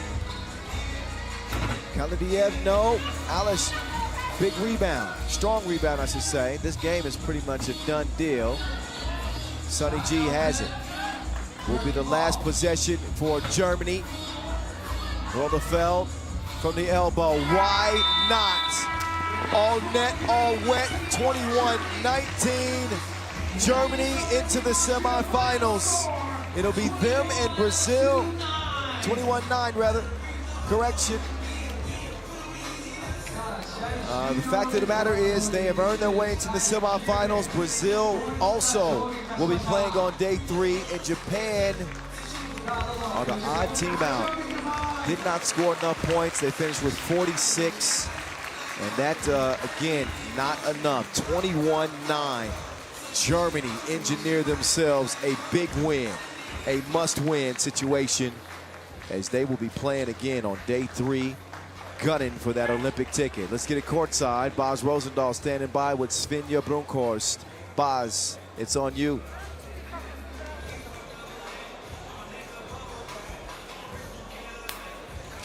Svenja, first of all, congratulations. A well-played game here against Team Austria. You guys had a little bit of a tough day yesterday, but really came through big in this game. What did you do to turn things around and fire on all cylinders like this on offense? I think yesterday we didn't perform like we usually do. We have 4 great players. Yesterday we were super dominant inside, and we said that's not enough. If we want to go and get the ticket, we need everybody. I have to step up more. Lou has to step up more. And today we came out and hustled. We played together. We had fun. Like everything what we stand for, and I'm so proud of this team. All right, now you made it to the knockout rounds. What are you taking away from all of the things that you just said, specifically for tomorrow and your preparation for the knockout round? Nothing is given. Like we saw in so many games here, it doesn't matter how it starts or whatever. In the end, 3x3 is such a crazy game, and you have to play 10 minutes. You have to do this whole sprint and fight till the end, and then everybody can win. All right, well, congratulations. Good luck tomorrow, and back to you, Kyle. Oh, shit. Best interview response this week, I think.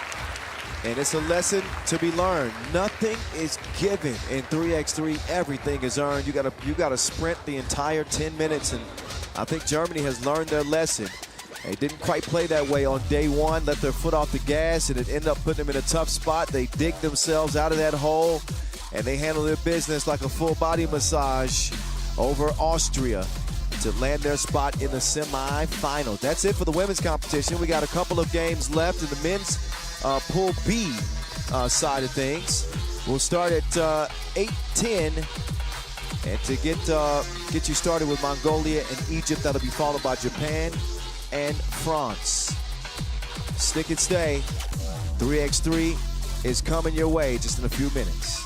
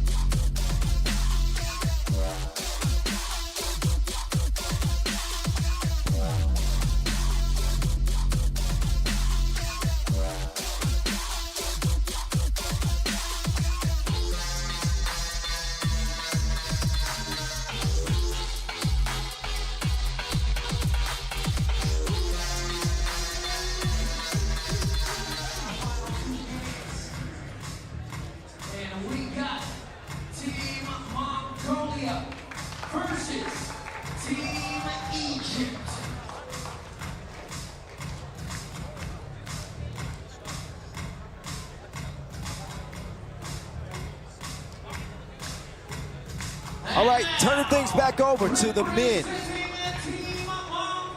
They are taking center stage.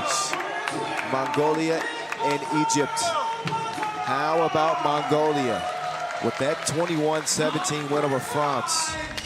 That was a signature victory indeed. Now can they do it again? Egypt, who, what a game they had against Japan, had a chance to win it at the free throw line. They miss. Japan made theirs, 21-20. They come in on the heels of that. They are 0-2. They don't have any chance to get to the semifinals, but they do have a chance to make things, to ruin things for Mongolia potentially, ahead of that Japan-France game. So this group is also going to be very interesting, as it'll be decided here late. So Mongolia with Anand Aryanbol, Delgun Yamdaba Sambu, Dugon Inkbat, and Inkbat Atar Anobatar. Team Egypt with Ahmed, Yasser, Ahmed Rabi Rehan, Ibrahim Hesham, Mohamed El Mansi, and Rami Abdallah. Team Egypt, who showed a lot of punch and a lot of potential, especially Rehan. Rehan in that contest against Japan was incredible. Gotta look up his numbers because they were mind-boggling. Had Egypt won that game, there would be a lot more intrigue for this one for sure. But shoulda, coulda, wouldas. They didn't get it done. Their Olympic hopes will have to be delayed. But Mongolia is very, very much in the mix to potentially get the top seed in this group. It's coming down between them, Japan, and France. So Edmund Ho and Shirong Shi, hello. Our two officials for this one. What's good, y'all? The voice of 3x3, Kyle Montgomery. Soon to be rejoined by Boz Rosendahl as soon as he stops messing around here somewhere.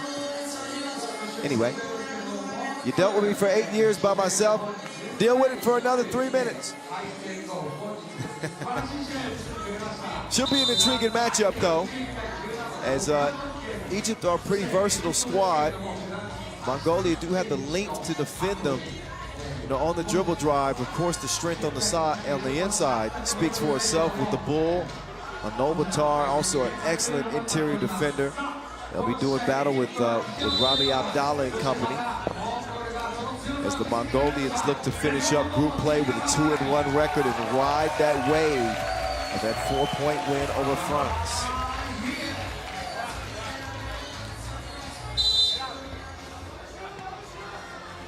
All right, Bonds, what do you think? Who you like? Well, how they match up? I think this guy's going to be a problem for sure. Hesham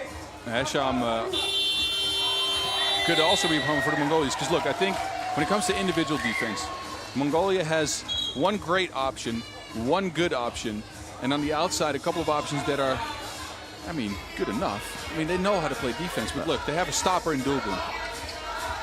I think a Novatar is pretty elite too. That man is an elite shooter. Lethal shooter might take some notes from him. Okay, let's take it too far. Yeah, but look, no, I think Mongolia should win this contest if they keep playing a team-based game. If they keep within their system. Look, it's going to be Anand. They found something in the pick and roll at the end of the last game, but they don't want to get dragged into a one-on-one contest by the Egyptians here. And that matchup against Japan, Rehan had 12 points in that game. Boz, he was 12 for 12. Ridiculous. From one. 12 for 12. An incredible effort from him. Unfortunately, it was wasted because his only free throw attempt of the game, the one that he had that would have won it, he missed. Oh, I like your cut, G. Ilgun Iqbal, the horseman. He's in for the bucket. Mongolia leading 3-zip right out of the gates. Your 2023 Africa Cup champs and your 2022 Asia Cup champions going toe-to-toe. Great sign to see Anand Aryabol finding his mark. Mongolia become a completely different team when he's shooting the lights out. He's got his first two knocked down in this one. And a part of that 3-1 lead now. I'm liking this youth movement for the Egyptians, though. Rami is the old head on the team. All three other guys, I think, under 21 still. Yep. Now I think they're building something, for sure. They're a team to keep an eye on. They got the ingredients. So individual skill-wise, you can see it. It's making the right plays at the right times, being mentally sharp. Obviously, they want to expand their catalog in terms of their sets and what they run. But I think that's all on the way.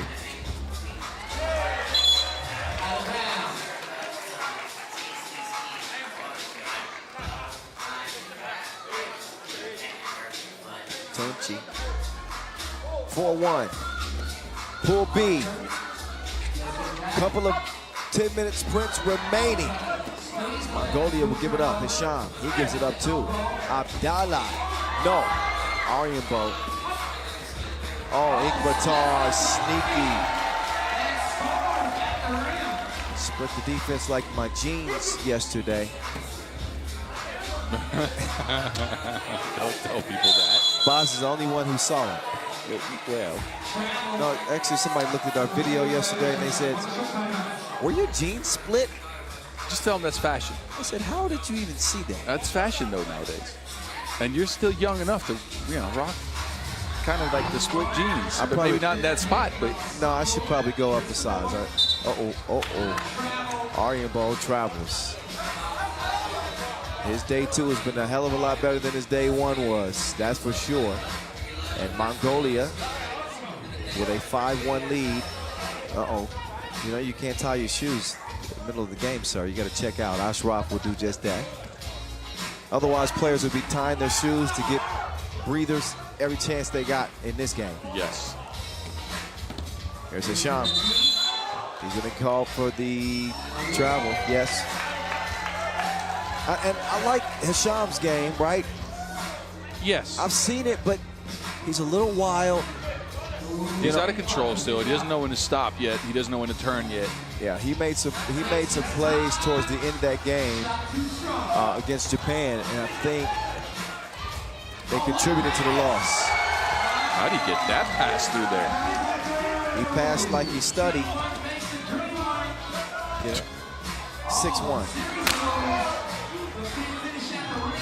Oh, dope gun. He waited for his victim to run up and get shot in the face.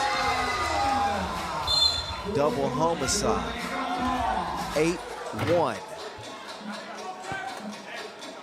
Look at Inkbot. He waited an extra second just to give him a splash. Yeah, he took his time, set his feet, and I think that sometimes that needed. Inkbot is a good shooter. Maybe not as good as this guy, though. Aryenbold stars on the rise. Take a look. Yeah. Slithery, huge step to try to get out of rhythm. He's one of those guys that once he catches a rhythm, and I'm not saying in this case going towards the basket, but just in a game, when he feels comfortable, when his confidence is up, he can dominate a game. He can take over a game. I think the Archer, and so you get the free throw to go. I think the Archer is the most unique Mongolian player that they have. No, don't agree. Who's the most unique? Davasambu. The Bull. Is there any player like him? Yes. Who? I mean, I can name 5 players that are just killers in the post, just big bodies, brutes, can score it Not at in will in the that post. way, though. Not in the so he's not that tall. He's wide-bodied. He gets really low. He moves people that way. Keeps his shoulders in between people. Tosses it up with his right hand.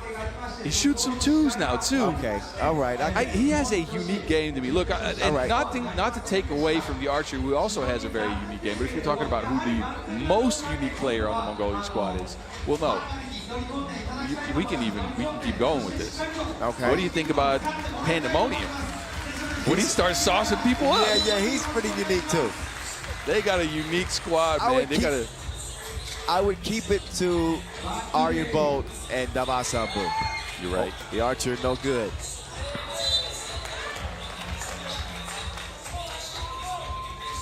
(9-2).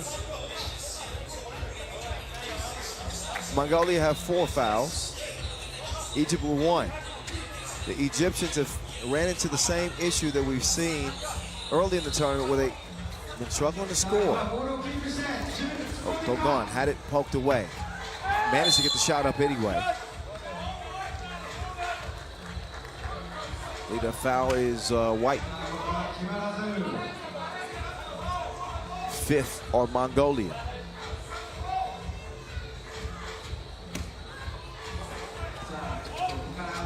Oh, what a move. That is what the kid does. Get to the rack. Rahan sees it answered. 7-point lead, Mongolia. Rahan trying a 2 for a change. Rebound and score on the interior. That courtesy of Mohamed Elmansi. Inkba Attar to the Horseman. Nice kick out. The Bull. Not that time. Rebound goes to Red. Oh, Abdallah. Oh, he rushed it. He rushed it. The Bulls got him sealed. Yeah, it's tough to get away from him when he gets that low and puts your knees on his back. That's pretty much what he does. Trying to get around that is also tough because he's a very wide body. So good seal by the Bull. It's true, but that Mongolian strength is different. Must be that white bird barbecue. I mean, he's wrestling with yaks and things out there. You will be soon, too. I will. I'll give it a try. I really hope they invite you to do a bunch of real cool Mongolian things when you're out there. Would y'all please? Would you please? I wish I could go back. I won't be there for that one. That might be the most disappointing one for me to miss.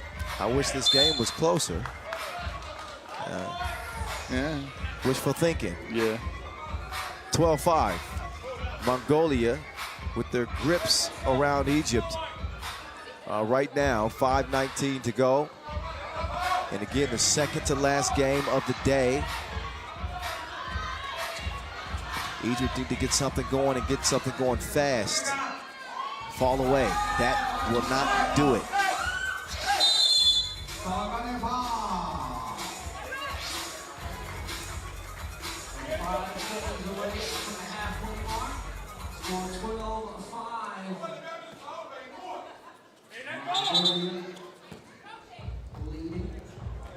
So a coaching warning for Egypt.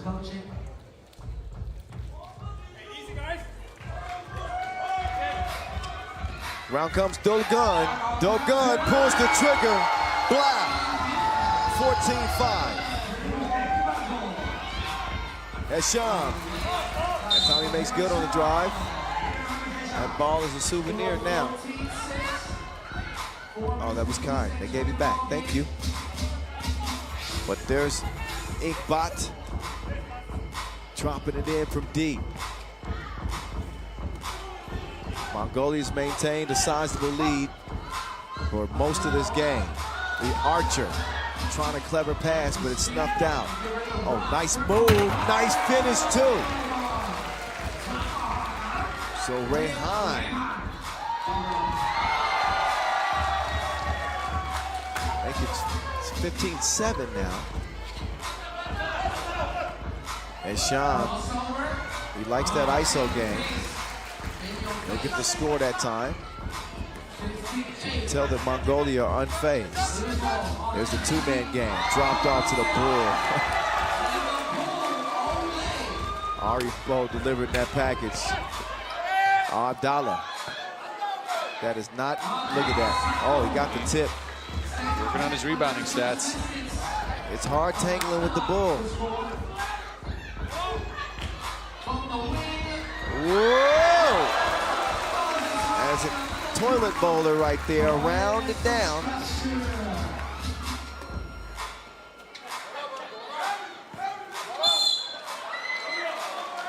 I really think Mongolia has found their way back into their pick and roll game earlier. They didn't get to this at all in their loss to Japan yesterday, but they've been getting a lot of screen action, easy rolls. So you take a look back at that Yami. Yeah, one-handed poke. Bright future for that young fella. Yeah, they might need some collard greens with that yam. But you know, you actually know more about that than me.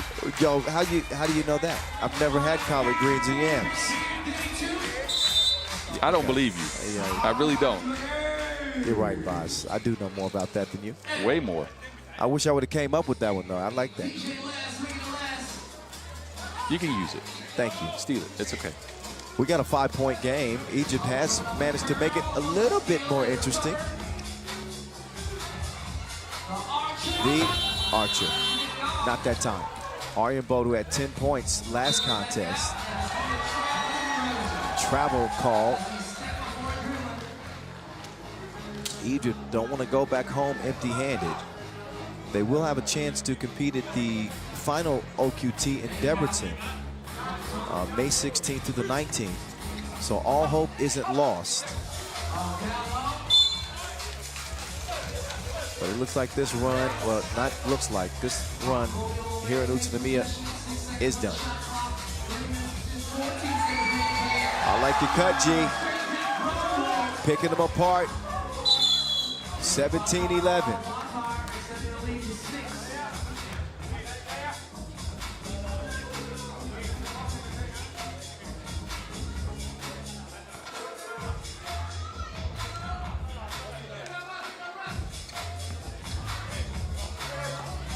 Again, that final OQT, May 16th in Debrecen, there will be 3 slots available. The final 3 for our 8-country Olympic field in each gender.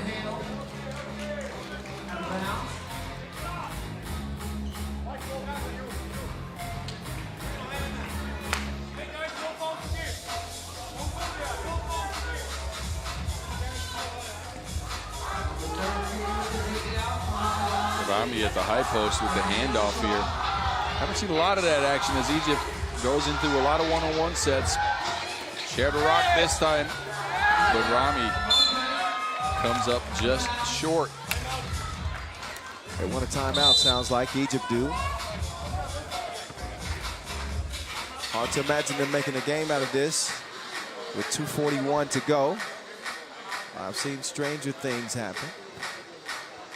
Yeah, if they manage to turn this game upside down, it'd be crazy. Yeah. See? Have you seen Stranger Things?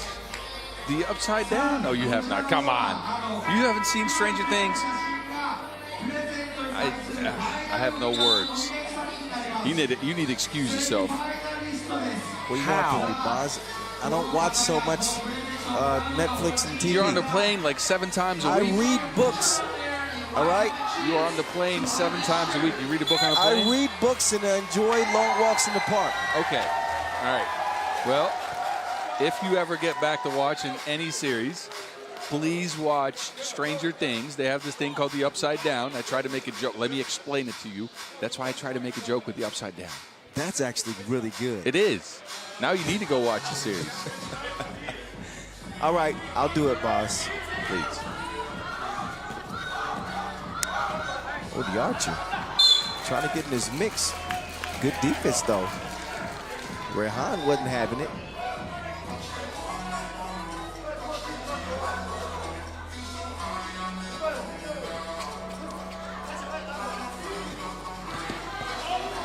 Oh, spin, move. All right, young fella. Oh, too much heat on the pass from Aryan Ball.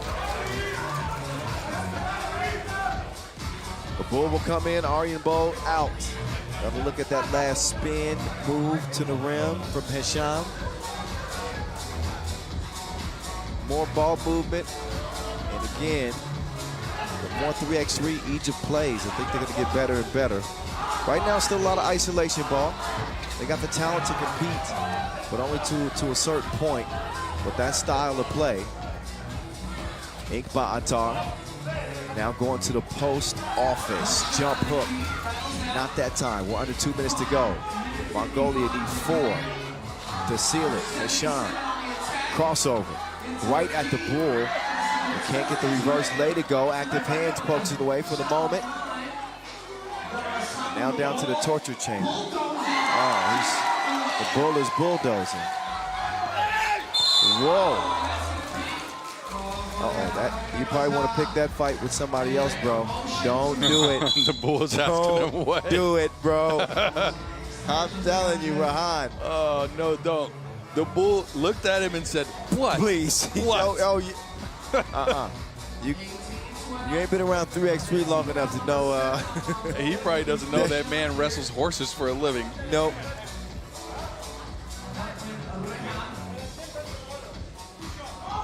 (18-12), Rehan with a cooler head. The Bull's still looking at him too. Trying to get in his head a little bit. No. Free throw line hasn't been kind to Rehan today. Man, be a totally different situation had he made that free throw. Look, the Mongolian fans behind the basket waving their flags to try to get him distracted. Now, there's not a country in the world that I've been to with 3x3 where there weren't any Mongolian fans. And I don't know how they get to the games. Like, how do they know? Is there like a secret web page where this stuff like gets displayed? It is the most popular team sport in the country. So I guess word gets around pretty fast. Let's see. There must have been called for the offensive foul there. Yeah. There, would I argue that I thought he just spun. If you spin and you're that wide, it might result in an offensive foul. I'm not sure. So you get punished for your own size. You get outside of your own cylinder. All right. Aribald, Inkba Attar, smooth.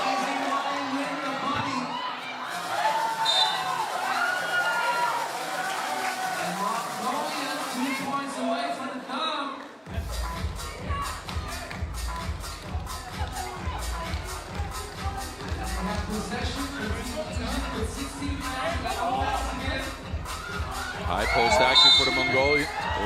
Well, plenty of contact right there. Yes. Yeah. I like that play though. It's so hard to defend that. Take a look. A handoff coming down the top. So how do you switch that? If you switch, an Obatar is going to just take it to the rack. If you don't switch, you got one of the most lethal shooters in the game taking a two-pointer. Pick your poison. Yes. You know, you see so many teams employ that play. Lehman, for instance, they run that play over and over and over again. They even have variations on it. It looks like they took a page out of that book. they're students of the game, apparently. Iron Bolt will miss the first and two. They just insist on dragging this one out, I see.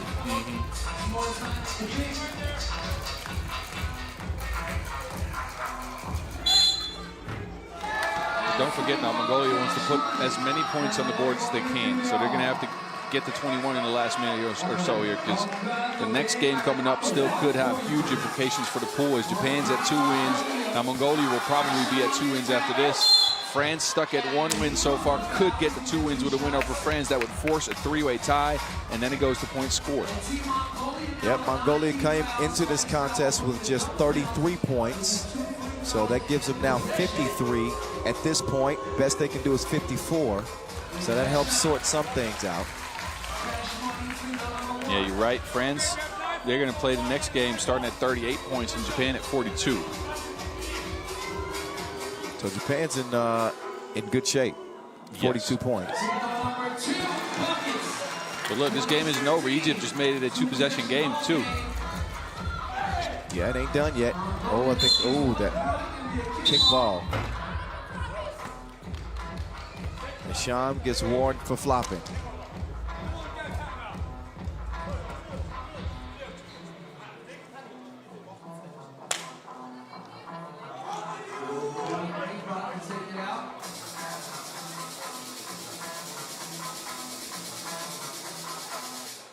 All right, we play on. 46 seconds.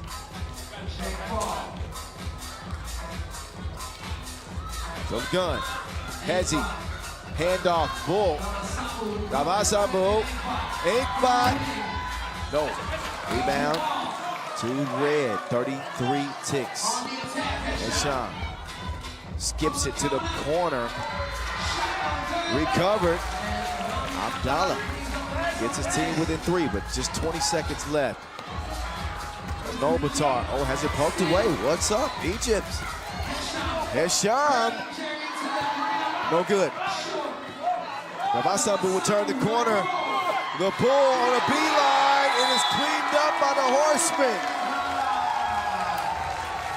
Mongolia do reach 21 points. 54 in total. With a 2-1 record, that will put them in a great position to be heading to the semifinals. Nothing is solidified yet, as we got one more game remaining with huge implications. 1-1 Japan, no, 1-1 France, 2-0 Japan. That's next. 21-17, the official final. Back-to-back wins for Mongolia today. First over France, now over Egypt. Now just one more pool play game that will decide it all. That's coming up in mere minutes. One more 10-minute sprint to set the semis here in Utsunomiya. Don't go nowhere.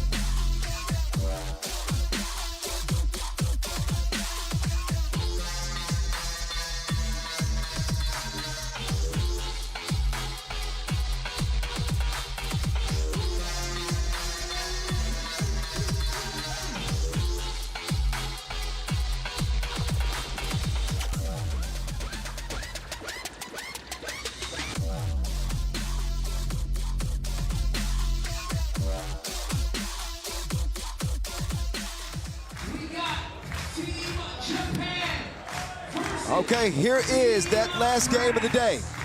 I mentioned Japan playing great. They are 2-0. They're in the driver's seat, but they need a win. If Japan loses, they've got 43 points, which sets them up pretty good. Mongolia with 54 to wrap up with. 42 points, okay. Every point matters. France with 38 points, and they come in 1-1. So, as we start to do the math, the magic number for France is going to be, what, Boz? 16. 16 points, and they tie Mongolia. They have the tiebreaker when it comes to ranking. So I think with 16 points and a win, they're safe. Now they have to get this win though, because don't sleep on this team Japan. They are 2-2 for a reason. They have a multifaceted attack strategy. A lot of players on their team can shoot the two. Tomoe, he hustles inside, knocks down some shots. I like what Mitani put on the court earlier today. And you didn't even mention Yasuoka. Oh yeah, I was counting him among the multiple players that can hit some shots. He was dropping bombs left and right. We're going to see if he continues to have the hot hand as Team Japan will take the court. A valiant effort from the women's Japanese team, but they missed out on the three-way tiebreaker. Here's the Japanese men. Kijiro, Mitani, Ryuto, Yasuoka, Thomas, Kennedy, and Tomoya Ochiai. Team France with Alex Viadare, Hugo Suhar, Jules Rambo, and Lahau Konate. There you go. Or Konate. Depends on, I don't know, I guess how good you are at French. I'm not great. Is that a French name? Konate? Konate? I don't think so. Probably not. I don't think so. Okay. Well, he's from France and he's wearing the colors for Les Bleus. So I think your Les Bleus is worse than mine. You try. Go ahead. Les Bleus. Les Bleus. Les Bleus. Okay. Well, see, and man, French people's ears are bleeding right now listening to us.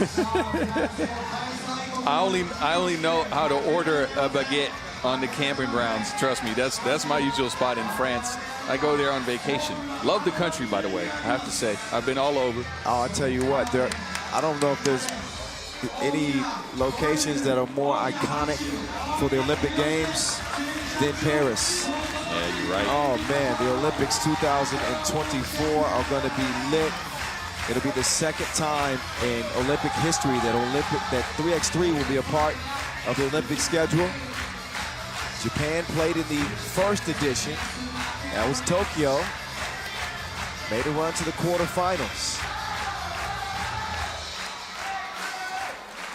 The French men trying to lock down a ticket so they can play in Paris. No airfare needed for them. They can probably walk. Or at least take the metro. Yeah. Suhard, quick, strong finish.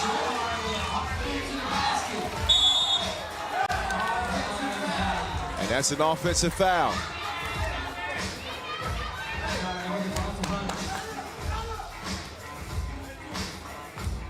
France with the opening score. I got a message from Antoine Eto'o. You remember him well. Oh, of course. Said, Konate, you both said it right. See? Oh, nice. Shout out to Eto'o. I call him bad boy, bad boy. What you Kennedy will miss his first two attempts. Konate. Down to Rambo. No, Konate. Whoa, he flew in there. He just snatched that from him. Konate getting it done too hard. Faker. They'll miss that one. The cut. Risky pass. And that's exactly why it's broken up and stolen. Suhard. He's got Yasuoka defending. Konate. Hanging. Cannot hit Kennedy. He'll get it cleared. Step back, two on the way. Front iron. No. Rebound goes to Japan. Yasuoka's here. Just a little bit sped up there by the pressure of the French. That pass sails out of bounds. In that game against Egypt, I mentioned Yasuoka. He had 10 points. Kennedy with 6, Mitani with 5, and Yasuoka connected on 4 2 attempts. France trying to shake off that loss to Mongolia, 17-21. Yeah, that was a rough game for them, as they only went 2 for 13 from beyond the 2-point arc. Couldn't get a lot going, and they need a win here badly. Suhard has been consistent. Viadade, he played well as well. I'm looking for Konate to stand up. In their game yesterday, he hit 3 twos. In their game today, he had none. 0 for 2. Mitani, no. Holding White.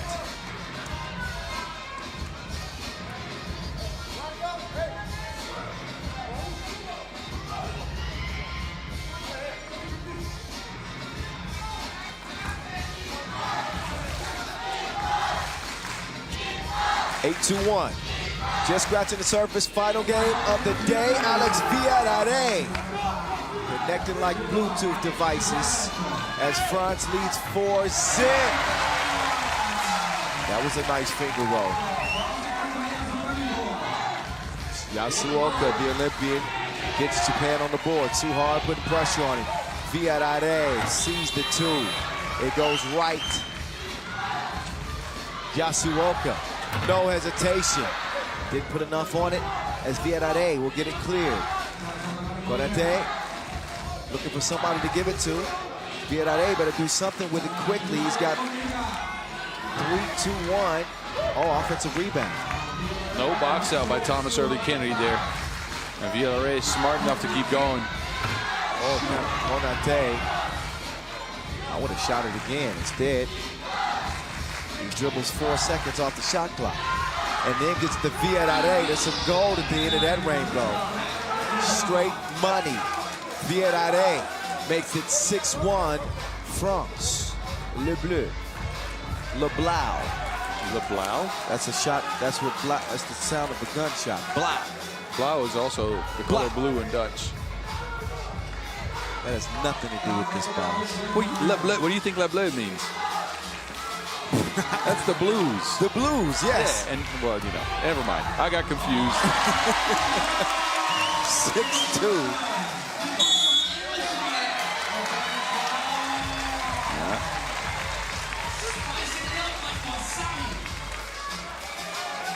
Eight. I think we got a good one here. You know what's at stake. France absolutely must get a win and must score at least 16 points. Japan at 2-0, the only undefeated team in the group. Oh, Hugo, bossing up. Q, go ahead and shoot that ball again. 8-2.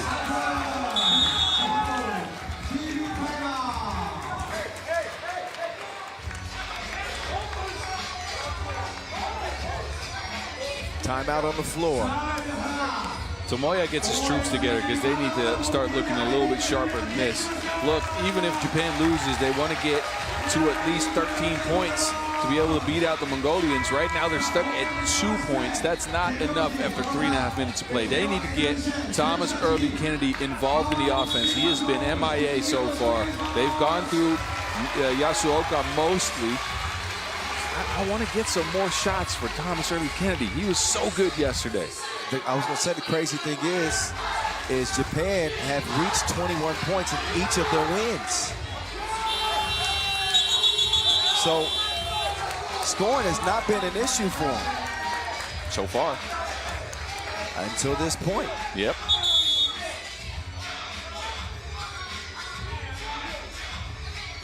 A warning, a coaching warning for France. I believe Karim Soshu was over there. He's the guilty party. He's trying to look innocent over there now. We saw you. We heard you. No. The intensity from France has really picked up. They know what's at stake here. And look, again, it's a spot in their home country's Olympics. They are going for it by upping the defensive pressure. They're bringing a lot of good sets out of dead ball situations. I like what they put on the court so far. Oh, I like that a lot. It's Mitani giving Japan a third point. Suhard, who's got bad intentions and a bad shot, but it lands right in Rambo's lap. They're scored easily. Mitani, layup line. France lead it 9-4. Defense. Oh, that's too physical. Rambo will get whistled for that one. It's the fourth foul on France. 4 minutes eclipsed in this last 10-minute sprint of pool play. Kyle Montgomery, a.k.a. the voice of 3x3. Boz Rosendahl, a.k.a. the Mountain. Yasuoka, H2O, bruh. That man wet.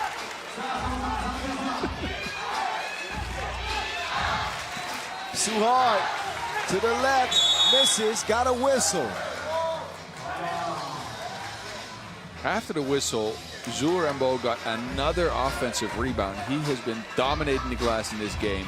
Biggest guy on the court, and it shows. Suhard will shoot one.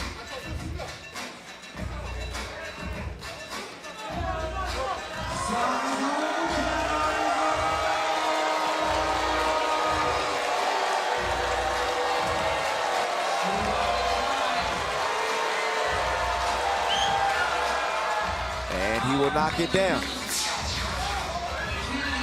Kennedy has not got going yet.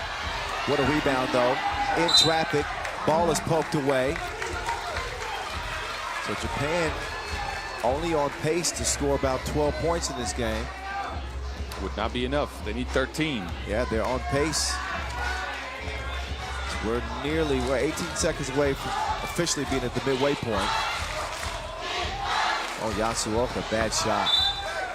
I don't get why Japan is trying to pick on Konate. He is such a good defender, and they keep trying to single him out. Yasuoka, you want to get another screen going. You want to attack one of the other guys, because this is a former Defensive Player of the Year.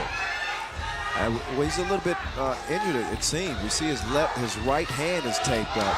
I don't know if he's having an issue with that wrist or that thumb, but maybe not at 100%. I still agree with you. Konate fires away, he misses.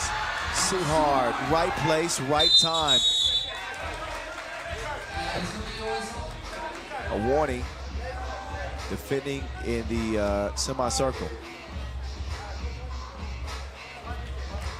And sometimes that works in your benefit, because that ruined some transition offense there for Japan. That was a wide open shot. Oh, that's the equivalent of a fast break in 3x3. So I guess you'll take that warning.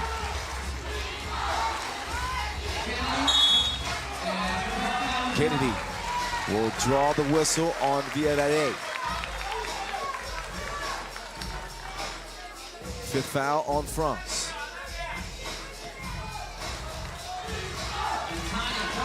Oh my goodness, he left him in a trail of embarrassment. Mitani just smoked Villarreal.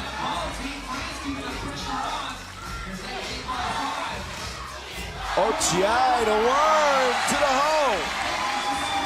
Look at the vet getting loose for the lay. He makes an appearance on the scoring chart. Villarreal. That's a grown man bucket right there.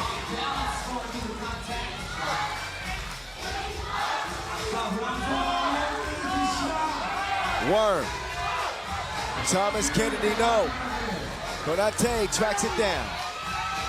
13-8. France. Rambo hands it off. Villarreal will fire. Long range. Not whatsoever. Both teams have turned up the physicality dial to almost the max. They are pushing the other team out of screens. They're pushing them off their position. Referees are letting them play. I don't mind that at all. It has taken Thomas Early Kennedy out of the game, though, I have to say. Completely disappeared. I mean, they've been physical with him, though. He's not getting anything easy on the inside. Active hands from France. They got some dog in them.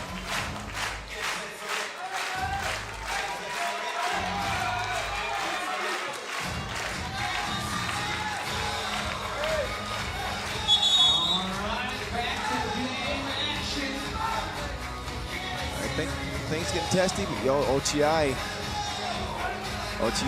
and Rambo. Monica made him shake hands. It makes him play nice. Play nice, boys. That's what they do to you in kindergarten when you hit another kid. Kiss and make up. We're gonna put him in timeout. Ochiai. Offensive foul called there. And official Brigitte says he's poked that hip out. You can't poke that hip out.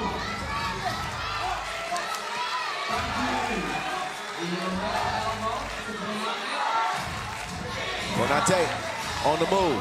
Cross, pull up, kayak. 14-8.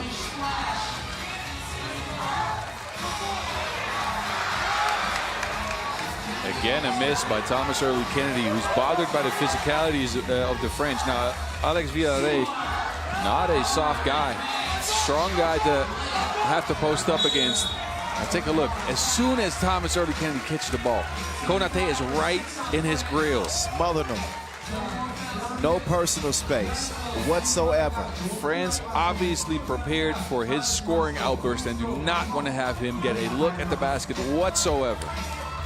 Konate will get a breather at the moment. Just over 3 minutes to go. It's been all France. They lead it by 7. Yasuoka just, I was going to say just how he drew it up.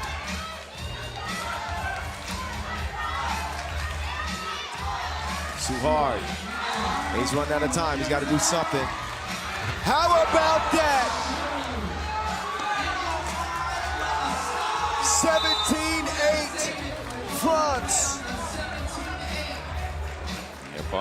Japan has to start watching out.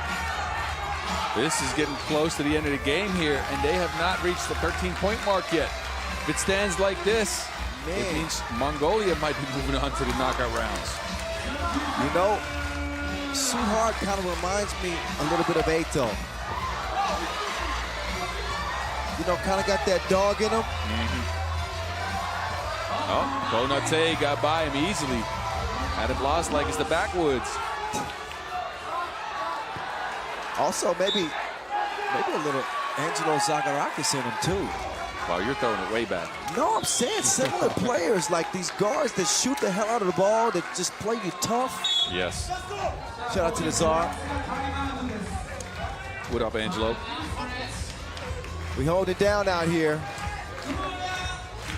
Day 2, the action is definitely turned up. Timeout on the floor. France in control, to say the least. So they have eclipsed that 16-point mark that you mentioned. So 34-21, that's 55. Yes. So that puts them in a group lead in terms of points scored. All they got to do is hold on for the victory. Actually 56, they got 18 points. Japan might be in trouble here, Bob. I'm doing quick math. They're doing quick math. They are 5 points short right now. Oh, with 2 minutes to go. Japan need 5 points. Make that 4. Make that 4 if they want to sneak in past Mongolia. I think we can rule out their chances of winning. They ain't winning this game.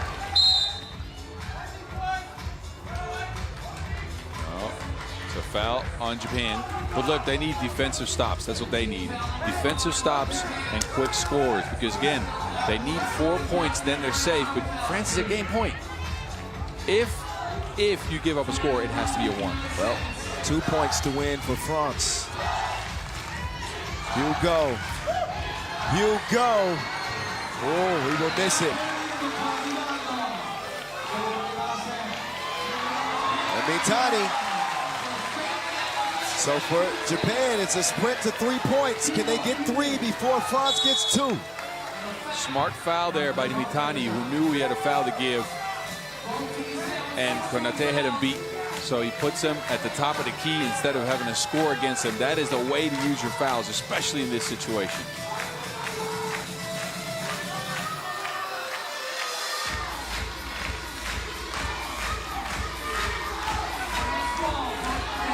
Konate now with 8 to shoot. Hitting with the hezzy into the come for the crib. Thomas Kennedy, man, they needed that one. France need one more.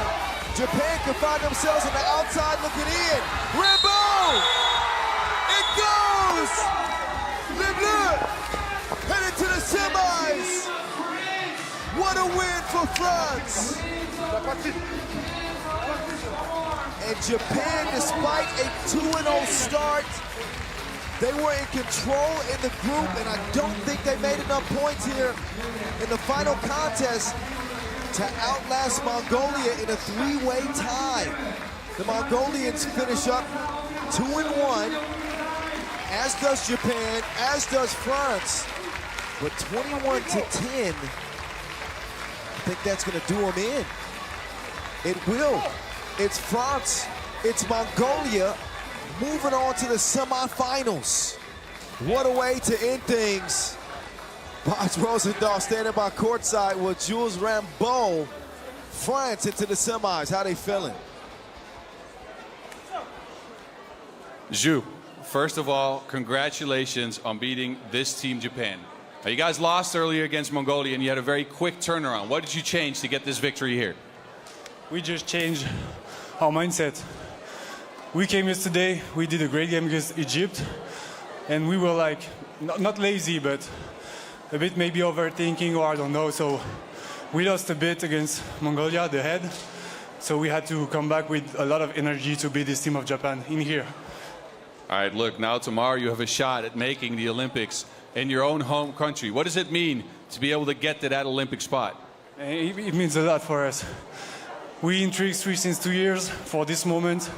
So it means really, really a lot. So we're here to win these tickets. We know we have a second chance, but we don't care. We got 2 games tomorrow, 2 more games. We have to come back with this mentality, this mindset. It can be great. All right, well, congratulations. Good luck tomorrow. Back to you, Kyle. Yes, they can be great. And they were great in that final contest. Man, that was a heartfelt victory as they showed what they were made of. Dug deep and really put it on Japan, snatching Japan's chances of playing day 3 in their own backyard. Again, despite a 2-0 start. What a shocker. So we won't see Japan's women or men playing on the final day of action here in Utsunomiya. But our 4 teams are set in each gender's competition. We're going to show you that quarterfinal bracket once we finish up with the highlight. So we will see. We will see. Enjoy the final few looks, the moving pictures of a dominant France win.